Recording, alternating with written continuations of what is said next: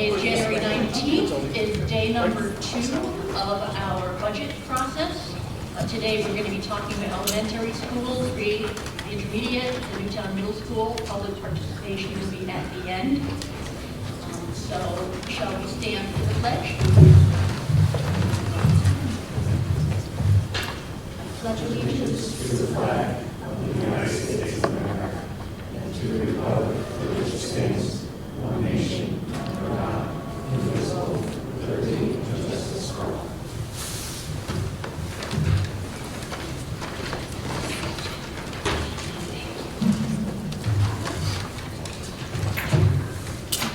I get to read the credo today. It's not a normal board regular meeting. As citizens of our community, we will conduct ourselves in accordance with Newtown's core character attributes as displayed in our character tree. We will be responsible for our actions and show respect for each other. We will interact peacefully, productively, and politely. We will be trustworthy and honest and show compassion toward others. Newtown's continued success is contingent upon our ability to persevere, to follow through with our commitments, and to stay focused on the greater good. Now I invite the elementary principals to join us.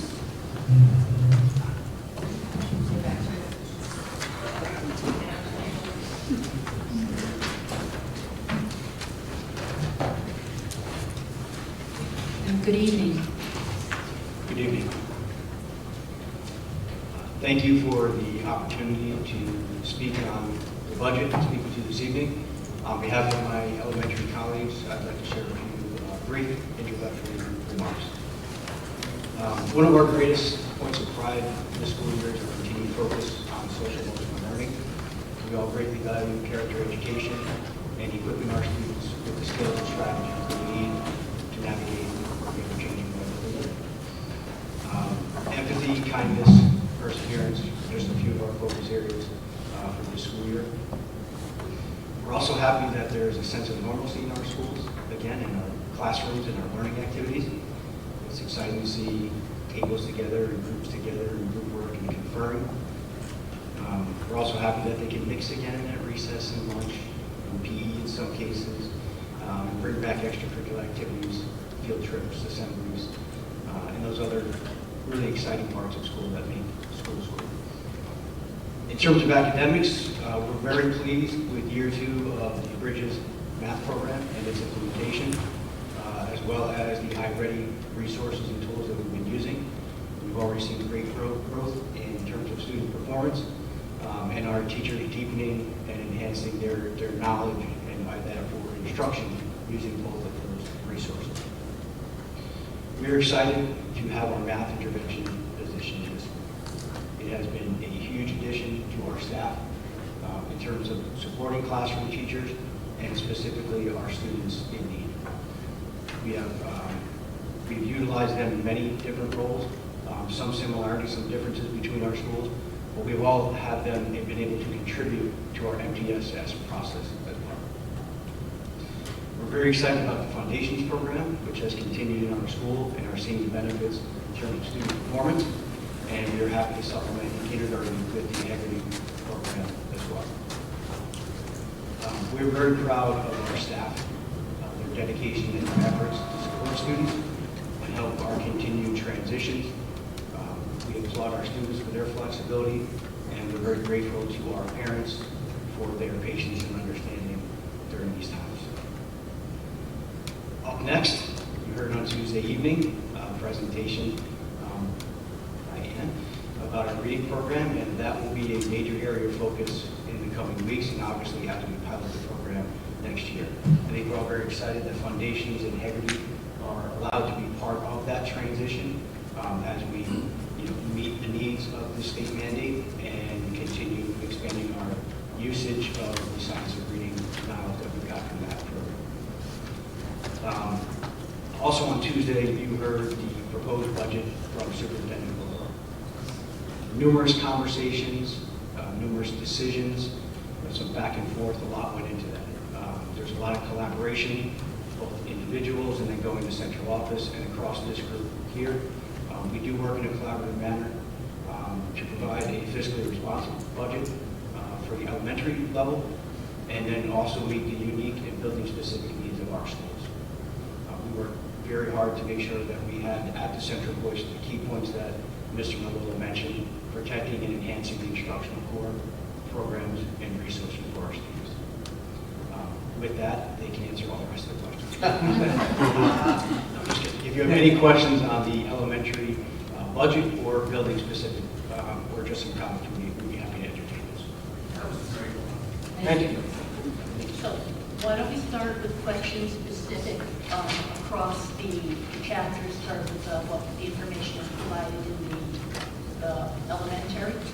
So elementary schools chapter, and then we'll move to schools.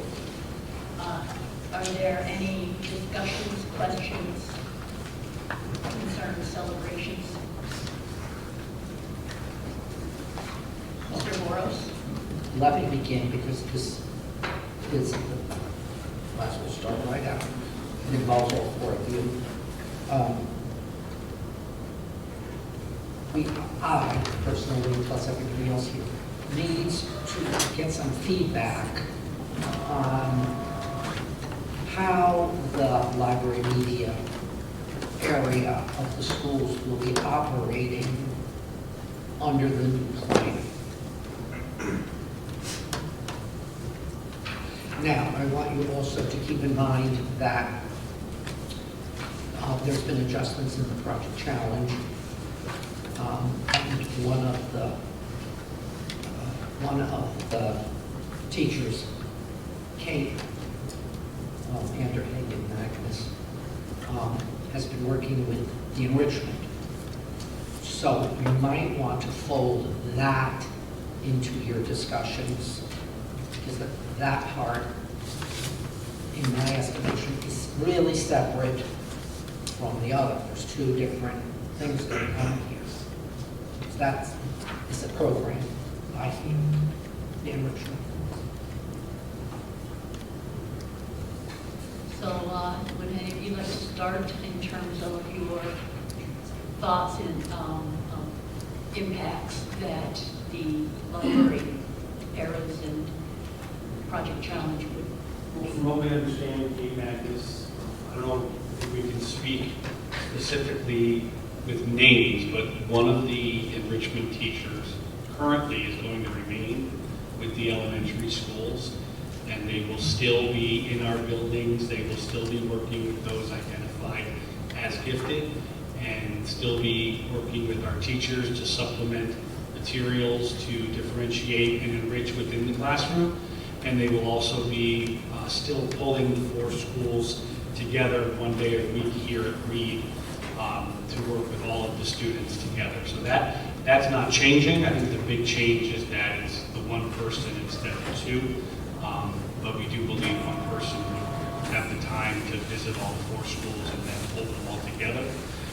Some of the other things they did with kids that were not formally identified as gifted, but needed to be challenged and looked for something as an extended opportunity. That is where we're looking to our library media specialists to help out in that area. They've already begun that task. Their technology is second to none. They've started coding and robots. They already have maker spaces in their libraries. So what we're hoping to do is build that program and have that continue on and pick up that piece that maybe wasn't occurring as we go from two staff members to one. That covers most of it.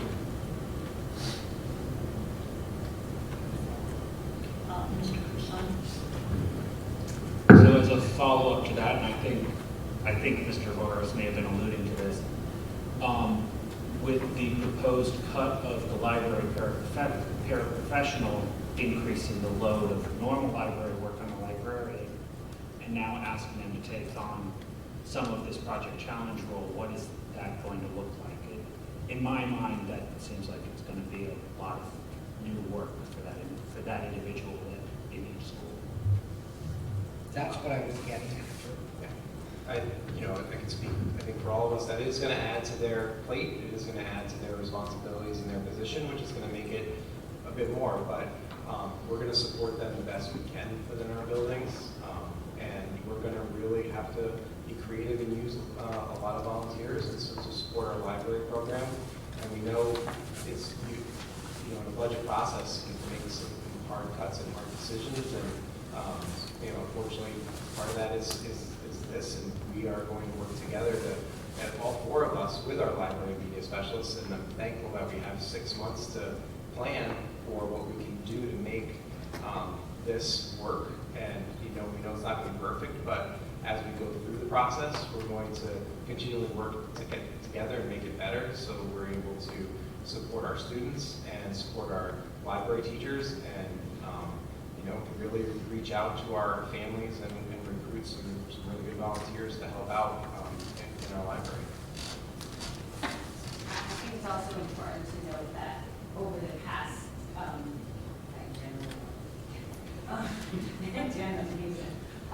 over the past 10 years or less than that, we cut all of our specialists to less than a whole in our buildings. And media being whole is a priority for us. So we had to, there are sometimes decisions you have to make to keep them. We have shared art teachers, shared music teachers, because of the amount of classes that are taught. Media is a different animal because it's an academic hub in your building where you want collaboration with classroom teachers and stuff. But in order to keep these specialists whole, we had to make some decisions that, to say it's not going to impact the program, well, that's just dumb, because my person's great for 20 hours a week, the para. But is it the least impact on kids? It is.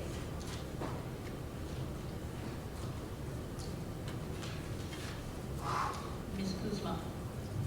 So you had mentioned, you'll rely on volunteers, and I'm curious, since COVID, there was a whole period of time where volunteers were not allowed in schools, and I imagine these parents were very helpful in getting everything done. Do you feel, now that we're in a year where volunteers are back in the school, do you feel like you have been able to tap into that source again, or have people kind of shied away from volunteering, or are you back to having enough volunteers for certain things? I know this year, we have way more volunteers than we've ever had in the district. Like, I can't have enough parents, or we have not opened it for the media center, except because we haven't needed it. So, but yes, this year, 2 years ago, we were struggling to get people to fill guest readers and room errands, and now we turn people away. So I'm not worried about getting the volunteers, but the library volunteers is not just about raising your name. It's not, and that's what we're going to have to think about very carefully. Like, you hate to say no, you can't. If you're going to put all the books away wrong, you can't. And that's where people say, oh, anybody can come. Well, they can't, because what happens is if they don't pay attention to specific directions, or they want to do their own thing, or they want to chit chat with their kid or their class, then the work that needs to get done doesn't get done. So we will come up with some kind of a system where we may have to say, you're a better fit here than you are here. Because I think that's part of the problem in the past, if you get one parent who doesn't do it right or doesn't pay attention, like the numbers on the side of the books matter. So as long as we get well-trained parents, I'm not worried about that piece of it. That too, like we are thankful for our parents that we do have and the work that they do, because they do a lot for our library. They do a lot of work, and so it is going to be a shift that we're going to have to work through. And if we do have volunteers, we probably don't have as many volunteers as we will in the future, because we'll probably start having even more because of things like this. But yeah. Mr. Ranty.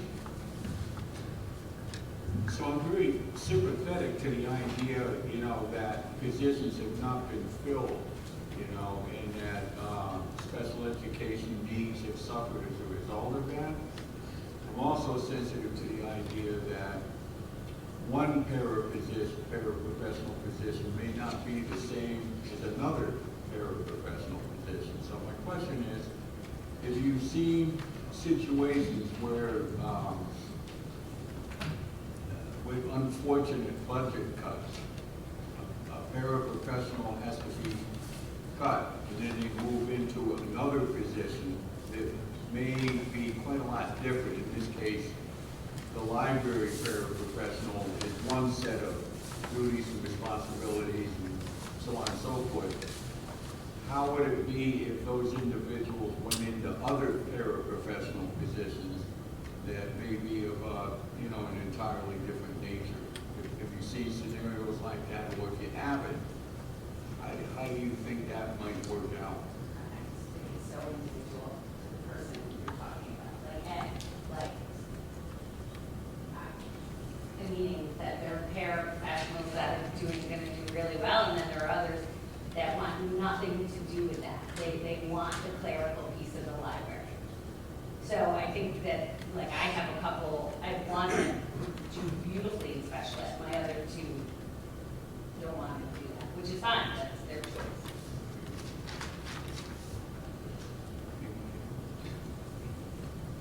I mean, I agree with the comment before that the paraeducators in general, not just the library, do so much for our school. I mean, they are the backbone of our school, doing numerous tasks, working, behaviorally challenged, academically challenged, outside these cold weather, doing recess and whatnot. But we've also hired real well, and we have a really, really good staff in terms of paraeducators. And I think, transitioning to a different role has become a part of the occupation. I've had a number of transitions in the past couple of years. So initially it comes with good hiring, and then after that it's going to come with good training.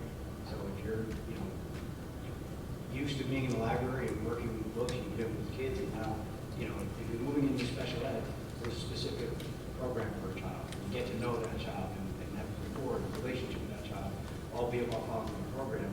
And it would be on us, the person managers and whoever's involved in the role that they shift to give that proper training, support, and feedback.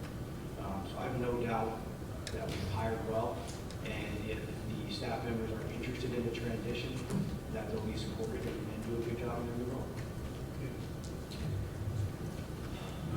We actually already have an example of that. I lost an instructional para this week who's going to join us through Founders School for special education para. So the shift, the thinking of, hey, I need a job next year, there is no thing there, I'm going to make that move. So they are starting to look into things that are available in the district that they may want to do. Okay, thank you. Mr. Boros. I've sat here for 12 years, and I've supported all of you. In this particular realm, I'm having a lot of difficulty. Because the enrichment model that is being serviced by Project Challenge in K4, okay, is extensive. It's what? Three. Grades 3, 4. All right, 3, okay. But there's K1, 2 elements here when it's needed. K2 teachers are given support for their high achieving students upon request. Which that will continue, because we'll have a gifted teacher one day a week full time in our building. So that call out, what they're talking about, John, is if I have a kindergartner who comes in reading Yes. at a second grade level or third grade level, she helps us think about, she helps us think about what Okay, good. we can do with kids. And that Will continue. change, yes. Okay. So what about all the other enrichment challenges that the Project Challenge teacher does now? There's a lot of hours spent preparing for these children. A lot. It is really a separate kind of program. And the library media specialist is not going to have time to do all of this. Just dealing with the parents of the children, dealing with the parents whose children are not in the enrichment, dealing with how you get the children, dealing with the assignments for the children, dealing with all of the services and the staff that you have to articulate with, that all takes time. The library media specialist is not going to have time to do that. You're just not.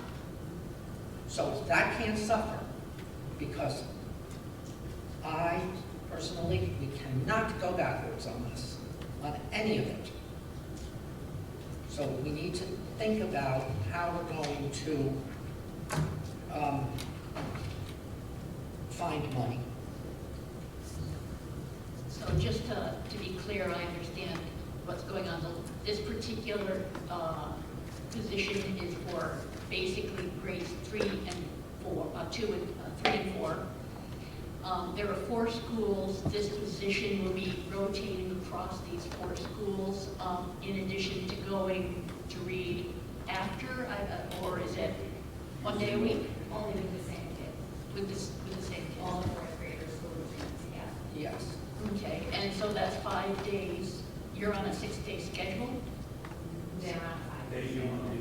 Maybe Monday through Friday, okay, so, okay.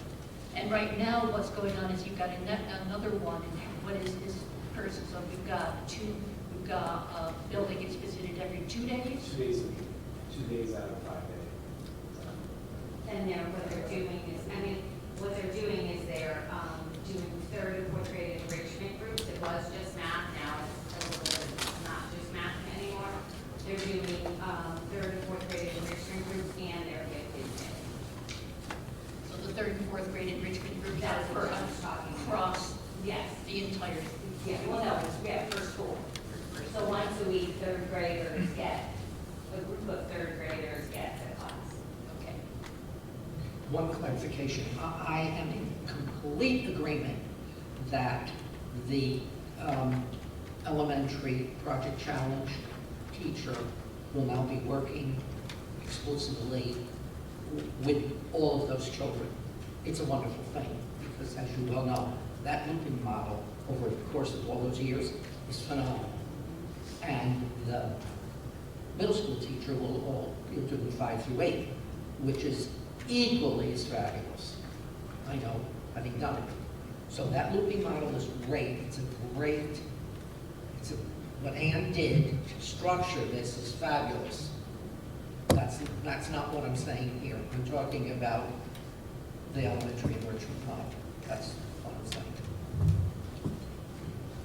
I just wanted to, one thing too about the enrichment piece to it, is that I think in a way too, we might be able to we'll be reaching more students because we'll be doing more of some whole group activities that we'll be able to do some makerspace things with more and bigger groups of students, whole classes too.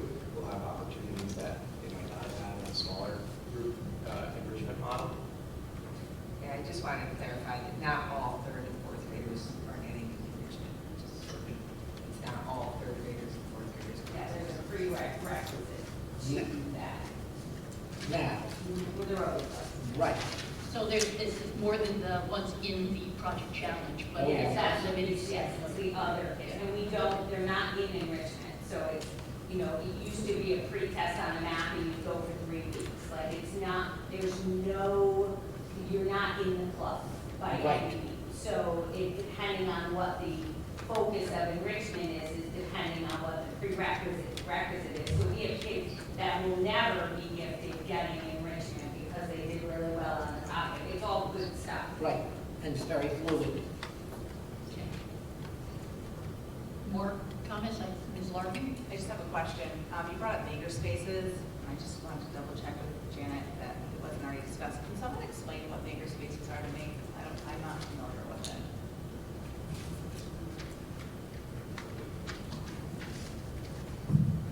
So it's grown over time. It was originally conceived as maybe something off to the side that kids could cycle through and do. The librarians really embraced it. They all kind of brought it to us as something they were very interested in doing. And a bulk of it is just exposing kids to a variety of technologies, computer work, coding, STEM activities.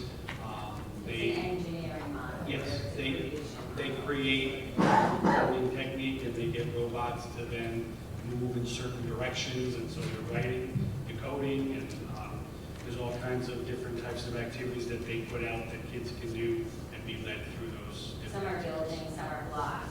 It's an engineering model in the sense that it's a creation model. So you're you're either creating the code or like mine did out of cardboard boxes, arcades. And how long They has made this been arcade going on for? years and Like, how long have we had this in the district? long as I've been here, probably Five. 6 years, 10 years. I mean, the idea of makerspace. I don't think it was uniform. No. It started in some schools, and then probably 5 or 6 years ago, there was an effort to make sure that every school had the same number. And it's not a unique Newtown thing. It's a concept that has been around for at least 10 to 15 years. So is it the same group of kids that are in it? Like, what's the frequency that it meets? It's not. The media specialists use it as one of their resources. So Oh. when kids have time during media, there'll be a coding station set up. If the media center's teaching technology, so it's embedded in our media. It's not a thing. It's embedded in our media stuff, in our media. So all kids get it? All kids get a piece of it, yes. Yep. And then, so the way, I guess, so from what I understand is now that responsibility will be on the library media specialist, because somebody else was in there currently performing this? No, the gifted and talented teacher, which is not what she's called, Project Challenge teacher. Right. The gifted identification of third graders, and then teaching of third graders and fourth graders who are gifted. And then she ran, in my building, she's a she ran enrichment groups for fourth and fifth, third and fourth graders who, for a while there, we were doing math. So if you do really well in the math pretest, you got to come out 2 or 3 times and do higher math problems instead of staying in your class for that. But it's rotating on different kids. And so the idea, and she builds robots with them, she does makerspace, she does all of these engineering ideas. So the idea is that the library media specialist, who mine works very closely with now, I'm sure they all do in every building, would take on some of these enrichment groups and do mini makerspace projects. And the idea about makerspace was they have the training, they have it's their standards. For the most part, it's the media standards that we're meeting with that stuff and the creation and stuff. So that was, but it's not actually, makerspace is used all the time. Okay, thank you. Any other questions from the board? Mr. Boros? So how do you get into a makerspace? In other words, is there a schedule where they all rotate through it? No. It's whatever teacher wants. No, the media center uses it as part of her lesson planning and her delivery of lessons. Right. So it's actually it's currently part of her program. But like, we keep thinking of makerspace as a place, but Right. the makerspace It's hard could to be stop to this disconnect piece of that. paper. Yes. You could be building something with this, it's a philosophy and an idea, Yeah. rather than it's an actual, and there is a place. And we have to do- materials. And we have materials, so sometimes they're The room. building, Yeah. sometimes it's Lincoln Lofts that are makerspace, other times it's Osmo robots. Yes. Are you, the library media specialists are already using this program? Oh, we're using a lot of the So it's not components. just- Yes, it's in their media center. They would be the only ones, them and Project Towns would be the only ones that were using these. I mean, some of my classroom teachers do projects and stuff, but not like this. So having them use, them using the Project Challenge, for example, it's not like they're absorbing all of that, they're already using, that they're trained in, that they know all of it. Okay. Okay, Ms. Kuzma, I'm going to ask you to move that microphone between you and Ms. Larkin. Mr. Cruson, Mr. Ramsey, would you mind sharing? Because we're not hearing Ms. Kuzma from the, yeah, that's what I was seeing, so I thought, yeah, when you talk, Sorry. Like, I tried to look at them, not. that's why it's been moved, okay? Okay, sorry. So any other questions from the board? Mr. Cruson, and I'm going to take us back to paraeducators for a minute. I know part of the hope with the paraeducator cuts is that some of those whose positions are essentially being eliminated special education. I think it would be foolish for anyone to believe that they all will. Where there is a very good chance that there will be ones that don't. So has there been any thoughts or discussions around what efforts we might take to try and fill the remaining special ed para-educated positions that are still open when inevitably we aren't able to fill them all? Well, I mean, obviously, they've been posted for a long time, and we've been trying to fill them, but has there been discussions around what might be done to try and encourage more applicants or filling those positions in other ways? I know that Human Resources is always looking for different places to post positions. I know we've started with just our website, and then there's a state website, CT REAP, that we now post paraeducator positions on, as well as teaching positions, administrative positions for the state. I know that we're always looking at college campuses to post positions and any type of educational journal.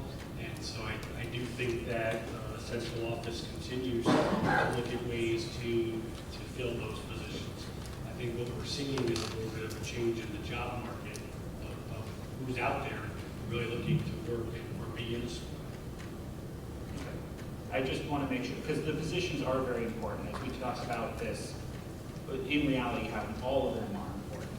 And I struggle with the idea that we're robbing Peter to pay Paul type of situation. But I would also like to know that I'm hoping we've come up with some creative solutions to get the word out there, because even if we get some to move, we're still going to have positions that need to be filled, and that it's important to get them filled. Mr. Malone? So, we already are robbing Peter to pay Paul. And the reality of the situation is that when we look at our special needs students, their hours are mandated by an IEP, which we have to follow. And because we're short X amount of paraprofessionals, we're pulling paras from MTSS, we're pulling teachers from MTSS, we're having administrators cover para hours. And it's difficult to meet the needs of our most impacted students because of it. So for the past 2 years, we've been robbing Peter to pay Paul. So none of these cuts have anything to do with the performance of a paraprofessional, the performance of a teacher. Everyone has performed admirably, and especially through the pandemic. You could not ask for more from educators as a whole. The problem is that we had to come up with a solution to a problem. And I understand that this may put a load on my meeting specialists, and I recognize that. I recognize that this will put a load on the meeting specialists. But right now, the load has been on my special educators, the load has been on my classroom teachers, and other parents in my building that have been carrying this load for our students who really need the support.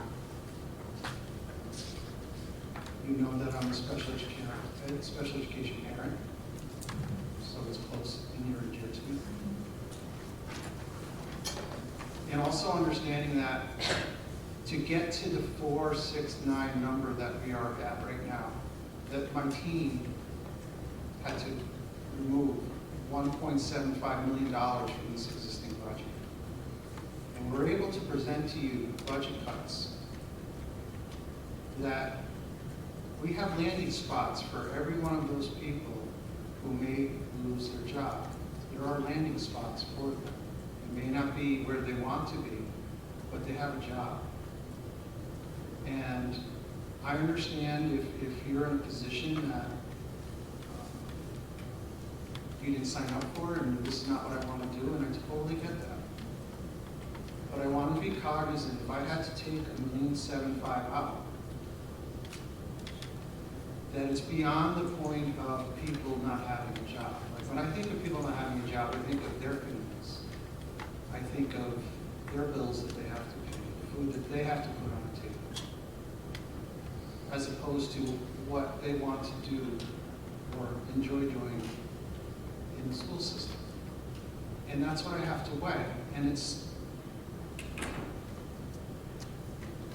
I was very, just not me and all of us, we're very cognizant of the point of view. In the market that we're in right now, where inflation is high, and people are deciding whether to put food on the table or keep the lights on, that I did not want to put teachers out of work or paras out of work, but we had to find some solutions to get to a number that we can get to, because we can walk out of these workshops with a 5-5 budget, and everyone's going to walk out of happy.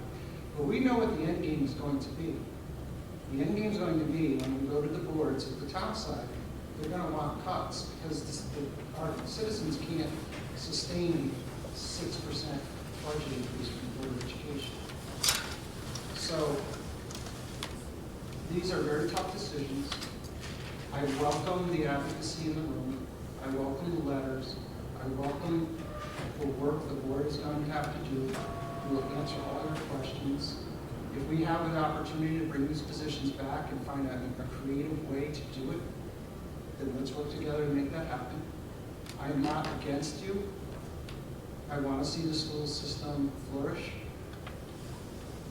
But I walked into a situation, and I'm not the only one, because you look at the numbers that are coming in from districts around us. There's a fiscal cliff that cannot be sustained. It was wonderful that the federal government provided relief funding to support our children. But what they didn't think about is that this learning interruption is going to last more than the 2-year grant that they gave us. So now we're faced with, do we pull supports from classroom? Do we make classroom sizes higher? Do we pull paras from MTSS or SRBI programs? Or do we have to look elsewhere? And we presented a budget that we have not lost anything in fine arts, nothing in athletics. Class sizes are going to be maintained. Specials are going to be maintained. Programs are going to stay intact. And that was a really difficult job to do. So I know it's difficult, and I will work with you to do what's best for the children, because again, we're going to make decisions that are best for the children. And again, it has nothing to do with the performance of the people who are impacted by this. It is merely the fact that I had to get to a place where I could get a budget that would pass. And unfortunately, you can only cut so many supplies. You can cut only so many of the non-discretionary items until you get to the point where you have to start dealing with salaries, because you saw my presentation, salaries make up the bulk. Salaries and benefits make up the bulk of our budget. And that's what we're doing. Thank you very much. Ms. Plant? Question, not about parents. And first, thanks for being here, and thanks for all your work to get us to this point. I see that we're eliminating a before-school learning program at each of the schools. Can you speak to what that program is and what the impact would be on that? That was a program that was begun 2 years ago specifically to help bridge the learning gap created by COVID. The first year it ran, it was completely grant funded, and it was to target what we felt was a significant dip in student performance caused by strictly not being in school or being home on a computer or being in one day and home one day. These would be kids that typically we would not see a drop, we would not be concerned about, but because of the interruption to education, we saw them affected. And so this was something we offer families and to students. It was optional, but teachers worked together and they taught the programs, and we did that for the first year. We were slowly coming back. This year, we wanted to continue it, and it was put into our budget. So it was actually a line item this year. And I do believe, and maybe Ian can speak more to it, I do believe it was intended just to run again this year and then end. So I don't think that's being cut for any particular reason, except if it was a 2-year thought process of rebounding from COVID. And it was run the same way. We used iReady scores to identify a certain group of children that we wanted to offer the program to as optional, and many families were able to take advantage of it. And we have seen a bounce back due to the program.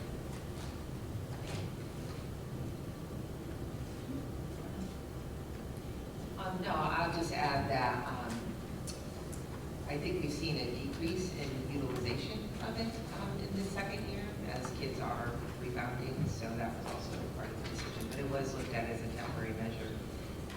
The other drawback of it is that I think it had a lot of benefits for what we used it for, but you're not always hitting the kids that you need to hit because it is voluntary and those students can't get to school or those parents can't bring their child in early. It is a little hit or miss for the amount of money that it costs to run. Why don't you let me answer my questions and then we'll Yes. turn around and just give everybody an additional chance rather than me having the last word. Okay, so looking at just this one chapter, if I look at page 39, I noticed that you put like language arts, reading, you say every day, reading 60 minutes, foundation 30 minutes, writing 40 minutes. I just want to say thank you for doing that. It makes it really, really nice. In doing that, you did open up a question, because I add what I see, and I see 245 minutes accounted for, and it's a 6.5-hour day roughly, so that's 380 minutes. So I know you have lunch, you have recess, but what's going on for the rest of that time? I think it's impacted by the 6-day schedule, and not everything is taught every day. Like second step, we allot for, but it's not a daily instructional period. So second step would be something that, so there's another period, which is essentially like unified arts in reading and in. So content and social studies and science that alternate depending on the day. Second step is folded into there as well. Second step does not go as long as social studies, so on a day you're teaching second step, math might be extended or language arts might be extended. So it is a juggling act where teachers develop a schedule that becomes routine depending on what day of the week it is. And by day, I mean number. And so roughly you have 2 days in a 6-day cycle of science, you have 2 days over the entire year, 2 days in a 6-day cycle for social studies, and 1 day for science. 1 day and then another day for gym. No. Okay. They all, I think, 2 days, 20. Science is through I mean, I don't know about the numbers, but we don't have enough time for math and reading.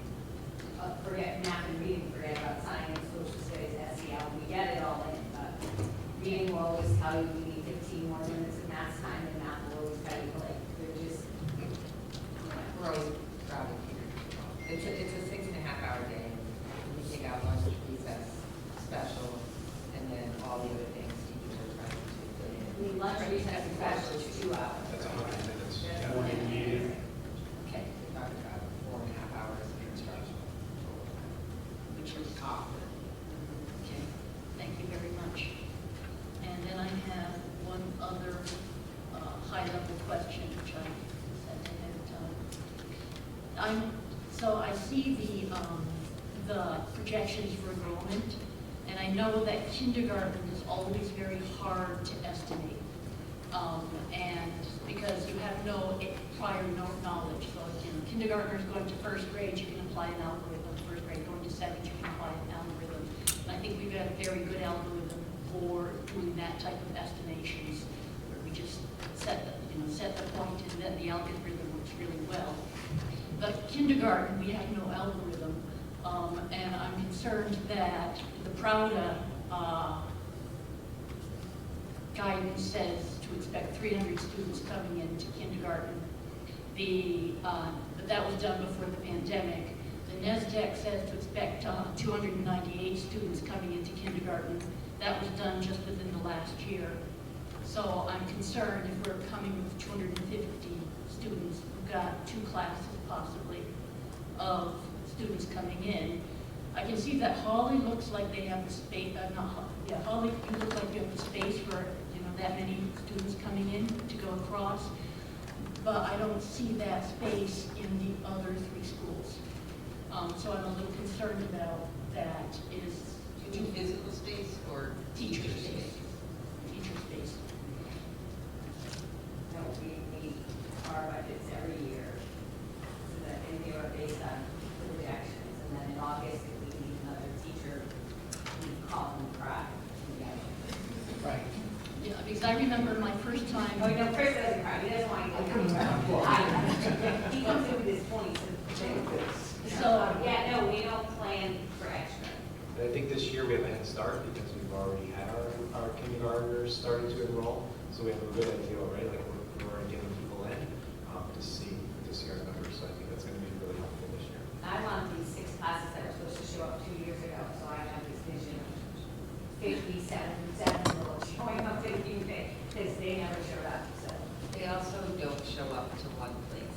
So if you could get 25 more kindergartners dispersed, and then we have to make a decision of, what if they each went over 2? And then, so it's a hedging, we're hedging that all the time.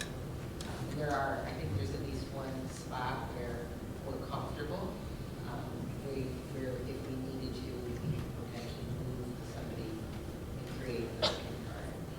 Okay, I think we felt good about where we were. We're about, you're right, there's a position there that we can move if necessary. The issue for us is that there's a lot of research around post-pandemic enrollment. And, the fear was that there were people holding kids back because they didn't want to be exposed to COVID, and then we'd see this mass enrollment of kindergartners from 4-year-olds to 6-year-olds. And then that didn't happen. And if you look at the research around it, families had to make tough decisions through the pandemic, and many enrolled their students, some in private schools and some homeschool. And have continued that because we did not see the projections last year call for this huge increase, and that did not happen. So we have some play with the numbers that we have currently in our budget book. And like Kathy said, if we have an influx, Chris can come with points and Kathy We can have provide. issues. And we will have to make adjustments, but the thing is, we make adjustments in August for a full school year. That's an easier play to make as opposed to an adjustment in May, when you're exhausted 90-some-odd% of your budget, right? So it's not uncommon to add classes at the beginning of the year in any school system, and so we'll have to make those adjustments if it happens. Can I just add, that's exactly what happened last year. We were waiting for this big influx of students. We projected 75 more students in the elementary level. It didn't happen. So this year we're using the central office projections, and I think we feel a lot better about these numbers. Overall, kindergarten is an increase of 19 students across 4 elementaries. I think it's reasonable. We had discussions with principals and Mr. Malolo, so when I brought the numbers, I think we feel pretty good about them. And we also, like the principals alluded to, we decided to open up enrollment early. So we've already started kindergarten enrollment, and we have 60 students already enrolled. And we'll have a better pulse on our classroom sizes as this year goes, as the enrollment happens. Do you mind if I just add on to that before we move to the next question? It's just a comment on that. Okay. This is what I think is cool about like living in the town, you get to be on a boarding, because you can like share personal experiences. I'm looking at you, Mr. Gensler. I remember a couple years ago when my son was in 2nd grade, and literally they were eliminating a kindergarten class, and his teacher in 2nd grade was going to be the kindergarten teacher. And I day, I think it was like 4 or 5 days before school, like 9 kids registered. And I remember talking to somebody I know who knows stuff about who those kids were, and she's like, most of them actually had siblings in the district. Like, how do you forget to register some kids? And literally, they had to, she got a classroom back in kindergarten, and, you know, Mr. Geiser scrambled to, make sure we had a teacher on the first day of school for 2nd grade. So, I lived through it, and it was, I don't think anyone saw it coming, and it happens, and they make it work. Thank you very much. We, at Meadow, we have parents who actually count the numbers going up, going, okay, so many more to a new teacher. And a few years ago, we had an instance where it's like, we need 1 more. We got 2 more, okay, now we need another teacher. And it was the first week of August. We had to. Okay, we had like 4 days. And he had 4 days. I was the teacher. the kindergarten. Yeah, he was. I have the extra teacher already for next year, so we're very relaxed. But they made it work, and it got sorted out, so it was good. So following along with the concern about the shifting population, so Mr. Napolitano, I see you have a 2nd grade that is maxed, 3 classes, 25 students each. I also see that the current, 3rd grade, the current 2nd grade is 68, and the estimate for the 3rd grade for next year is at 75. So there is that, you know, It'll 7. be tight, yeah. Right now. But does it look like it's going to be? We're at 72 right now. That's what I was going to ask. Where are you? Okay. 72. In 2nd grade right now. And in that case, that would be another particular point that I've got my eye on that I'm concerned about. Is there anything else?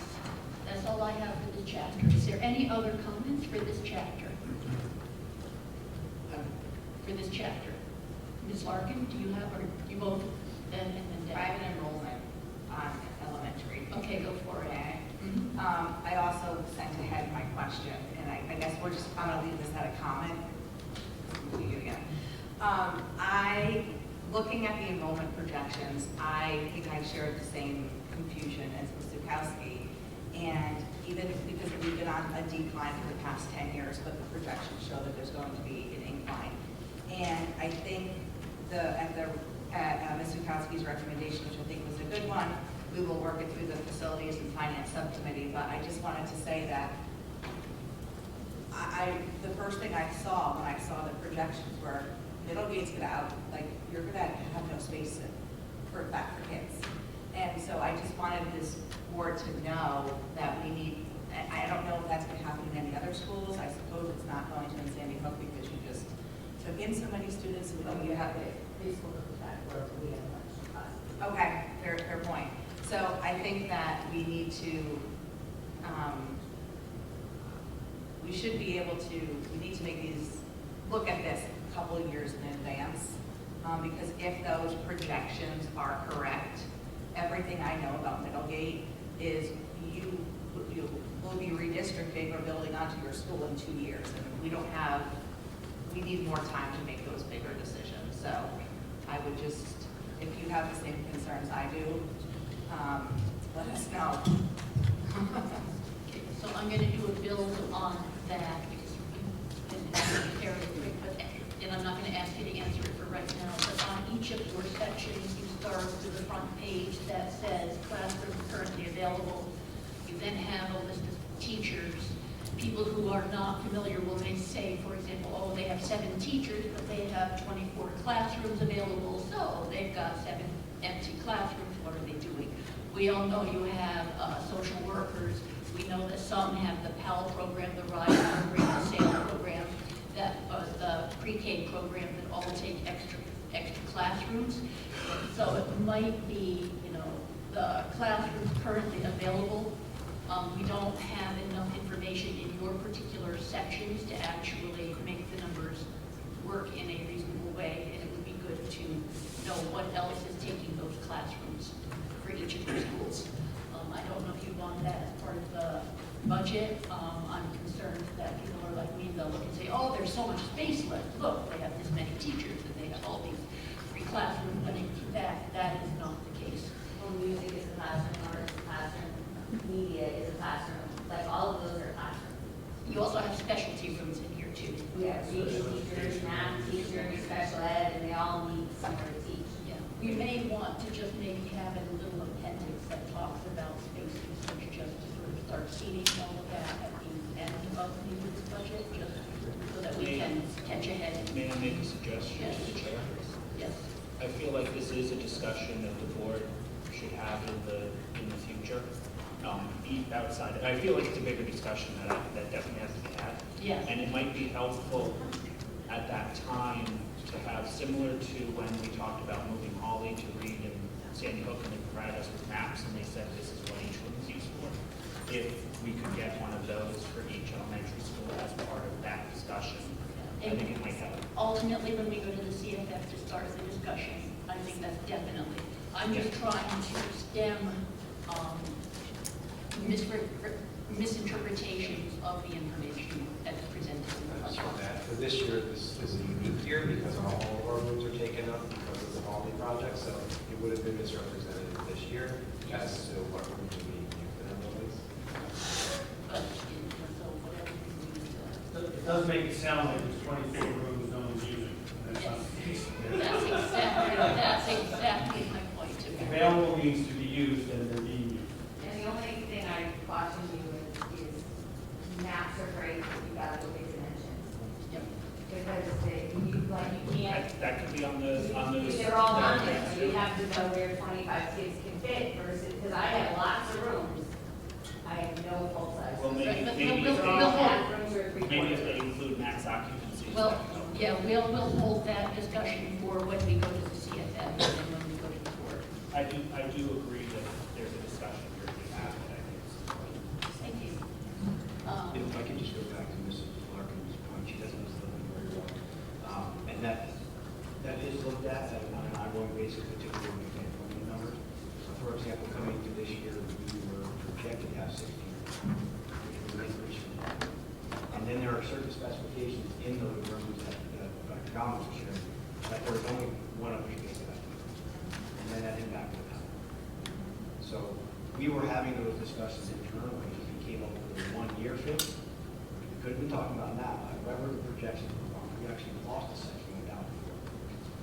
But we were looking at all that, including specifications and where things would go. And if we had to, we actually moved our PAL program into the arts with some other facilities. Because the only other room in kindergarten can go in would be in this room. Right, and I just, one last comment, with that, I feel like you shouldn't have to do that without, I mean, we can help plan, that shouldn't have to be done. We promise we're going to try and start a planning, planning, whatever it's called, planning effort at the CFF, and then bring it forward to the board. Now, any comments specifically for Holly? Any comments specifically for Sandy Hook? One of the other main things is everybody has fields and, fields available. It'd be nice to make sure that everything's ADA accessible. So that could be called out, or also maybe that would be another thing that would be brought to the CFF. But that bothers me a little bit. I want to make sure that everything is understand where the elementary stands relative to one another and relative to the school population. Just another add-on, we are setting up meetings with our facility. It has been discussed in the past, and we'll be looking to make our run up with compliant. Excellent, thank you. Okay, so anything for Middlegate? Check. Anything for Petaluma? Page 70.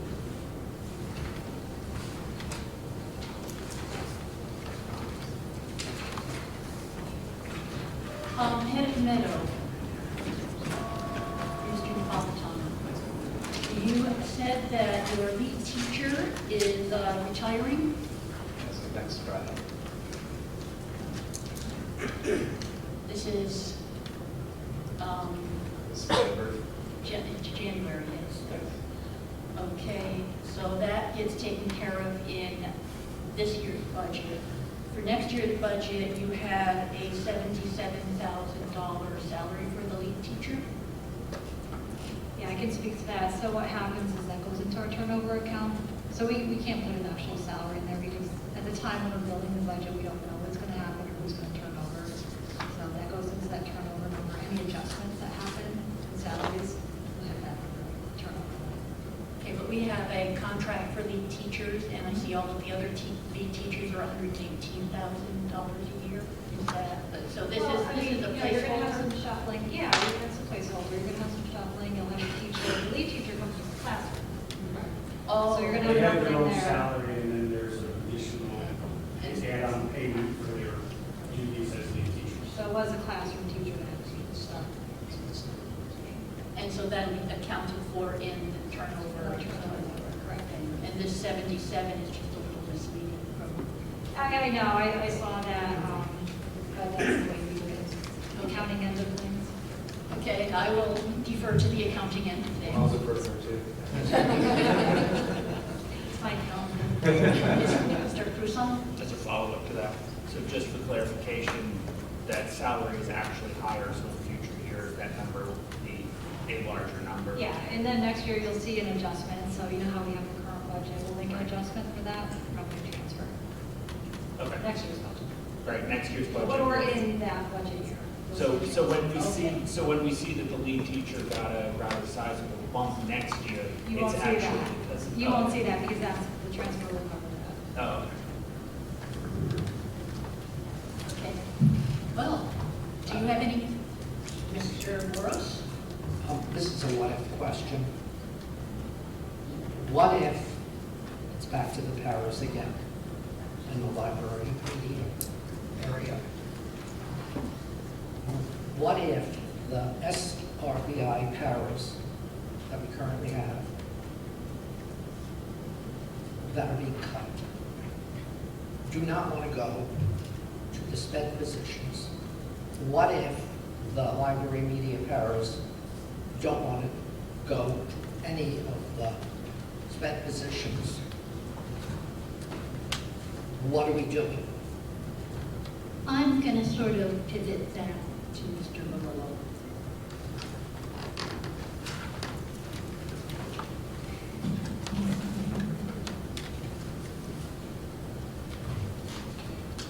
I think when we pass a budget, we'll have a better idea on who goes where. If we find that we have a dearth of applicants, then we may have to leverage some of our MTSS tutors to help out in special education. Or look at how we can support our library media specialists or our special ed students with other pairs in our building. But the reality of the situation is, looking at the cuts I had to make, I went for the empty positions. And you just can't, those special education positions, they're tied to IEPs. I just can't get rid of them, right? And currently, I have staff who are going above and beyond to ensure that their students are getting the hours that they need. So it was a plan to try to ensure that the staff that I have a landing spot, okay? And that I realize that not all of them are going to take those positions, but this is reality. If I have 13 open special ed positions and I'm able to fill 5, that's a win. It's a win because I now have 5 more adults helping my most impacted children. I'd love all 13 of them to be filled. But currently I have 13 open positions unfilled. And so I have to weigh that. I'm hopeful everyone who is being impacted by these cuts takes a position in district. But I realize that not everyone signs up for that job. helpful that we increase the number of special ed pairs at 10 minutes. Oh, okay, so then we have Serby children that are not being serviced because their Serby paras have gone to special ed. So we made a conscious decision to maintain the additional math interventionists we did not have before COVID in each building. That factored into the decision. Those math interventionist positions, we added 2 in the first year of the grant. They were shared across 2 buildings, and then we added 2 more the next year. So we now have a certified person, additional certified person that we did not have prior to the pandemic. So again, in making those decisions, felt that it serves the children well to have a certified position or a certified teacher working with them. That they didn't have. Ms. Kuzma? No, no. It's all right, I respond to both. I can just start using Fine. first names, but in my head, everybody is so hard, I don't call out. Yes, Ms. Larkin. It's kind of a comment, and just to tie into what Mr. Malillo just said, but, and we go back to something you said, Dr. Galvos, and it's something I have felt for a while, so I just figure like the time is right to say it. We are, and it's almost, it sounds like a really good thing, but I think sometimes it can be a bad thing. We put so much additional programming in but there is only so much time in the day. And I personally believe in we have to teach to the core before we can, all of that stuff is important.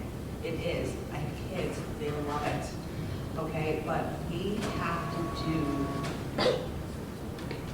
the core subjects and give them the time that they need, because that to me is the most important piece. The other stuff is good too.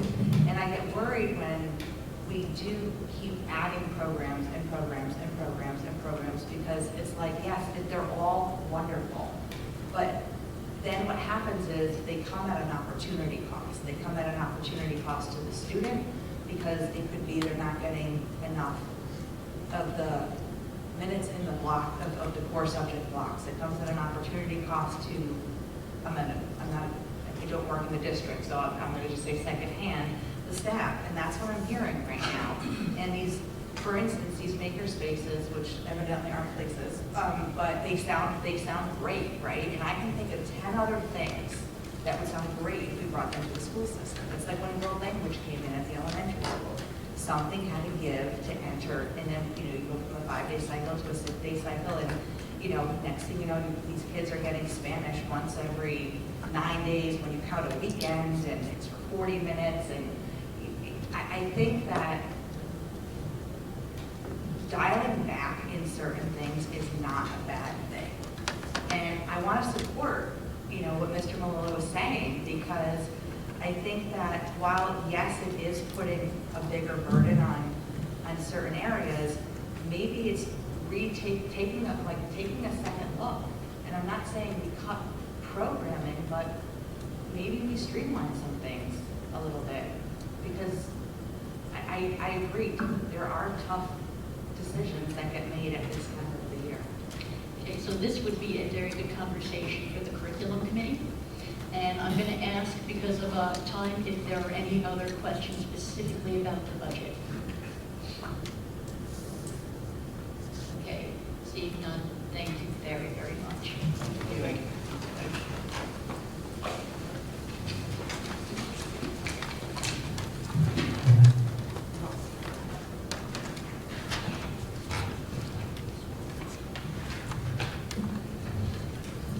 Mr. Gray?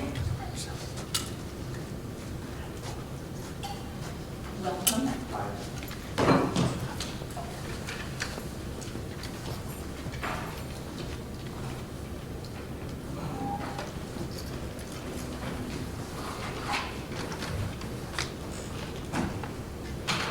There's just one of me, so.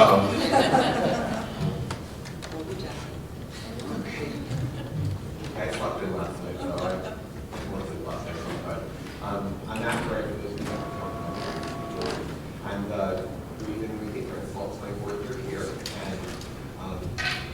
have a few areas that I'll address through our curriculum and that hopefully ties to the narrative of my budget class and my vision of this building and future of this building as well. If I may, I'm very sorry I referred to you as Mr. or Dr. Corinne. I just want to make that Sure. clear. I go by Matt too. That works. Thank you. So as you know, we're at Reed right now. It was a school that actually opened January 6th, 20 years ago this year. So we're looking forward to our 25th opening. We were designed, as many of you know, to accelerate that elementary experience, keep our kids a little younger, but also prepare them for secondary education, which is always in the background of our minds.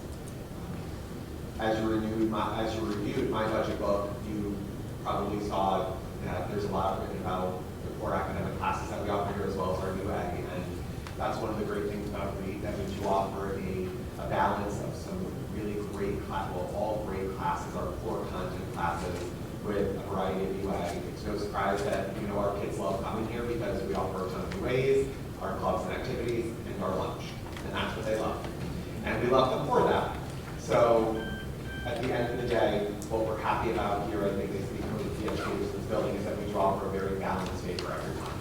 And in addition to their having their content classes, we also attend 2 days each day, which I'm proud to see continue, and fortunately not have to be touched, even with the budget constraints we're under, which is really great. In addition to our core classes and our UA classes, we also really believe in SEL instruction in this building. And I know people say that across different districts and whatnot, but it is really a core priority here in this building. We take a lot of pride in the fact that we really do want to do better for our kids and teach these things that not every child has the privilege to have at home. And that's the responsibility we take. We know if just one child needs it, then that's our responsibility. And we take that very seriously here. Over the last few years, we've developed a social emotional curriculum that I think myself take a lot of pride in, with the staff as well. We call it our Read Pride, one, because we're showing pride in our district and we're showing pride in our school. And the components of that are really adopted with Project Adventure. And that's what we're a Project Adventure recognized school. We're thrilled that it moved up to middle school and that our students get to continue that experience, because that too is another reason why kids, I think, love coming to Read Project Adventure. With Mrs. Street, it was fabulous. We focus on our core concepts of be here and be safe, set goals, care for self and others, be honest, let go, move on, and choose kind. And when we're doing that, we say you're showing your Read Pride each and every day. Our curriculum has evolved over the last 2 years, but it has been done by the staff and myself here, and that's what we're proud of. Twice a month, SEL is ingrained in our day, every day, through community meetings, but SEL core instruction happens twice a month. We call it our Read Pride afternoons, and it's a time where we stop everything in this building. Every single adult is involved, UA teachers, support staff, myself, Jenna, our assistant principal, and everyone is teaching and involved in those activities. We want our kids to see that we value those core concepts as well as adults, and that's important to us here. What's even more important, and I think which really hits us, is that this year our office referrals and our classroom referrals are down, and we're thrilled about that. And that's what the teachers have shared too. The first year or two when you try something, they have questions, and now that we've been into our 3rd year of doing our Read Pride afternoons and sharing this SEL curriculum, Jen and I have the proof because we're putting our office referrals are down, our classroom referrals are down, but our teachers are seeing the difference. And when our teachers say that, I listen very carefully. That's a little bit about, the important parts, I think, of our school. We, have intermediate learners who are curious and engaged and who make mistakes, and we tell them all the time, this is where I want them to make mistakes because it's a safe place. That's our goal. We want them to feel safe, and there's times where they may not feel safe. There's times when social media may impact that, because that, as we say, is our biggest problem right now, that social media exists and our kids have access to a lot of it, and it's unsupervised. But we do our very best to combat that and really try to support them in making better choices with that. But this is a place where we want them to make those mistakes and we're safe to fail. And we let them know that each and every day. In addition to that, that's just a little bit about the school. I tell you that because while I've only been here 4 years, I'm very proud of this building and the staff that I work with and to be part of this district. And proud of what we've accomplished, what I've shared with you, and this budget I'm sharing with you right now. Within my operational budget, you're going to find details about our enrollment, and our enrollment does continue to grow. It's not as big as when Mrs. Uberti was here, and it was 900, so I'm glad about that, but each year our enrollment does grow, and it does surprise us. 3 years ago, Lori did come to this board and had to ask for 2 additional teachers because we grew 43 over a summer. Our projected numbers this year were 577 and we're 600. So we are over already where we anticipate going. Since the school year has started since 10/1, where our numbers are on there, we have had, I believe, 27 new enrollments. We started 4 new children on January 3rd. We start 3 new kids next week, and I have 2 that have meetings to meet with. So, I mean, this month alone, I'm going to be adding 10 kids to our building.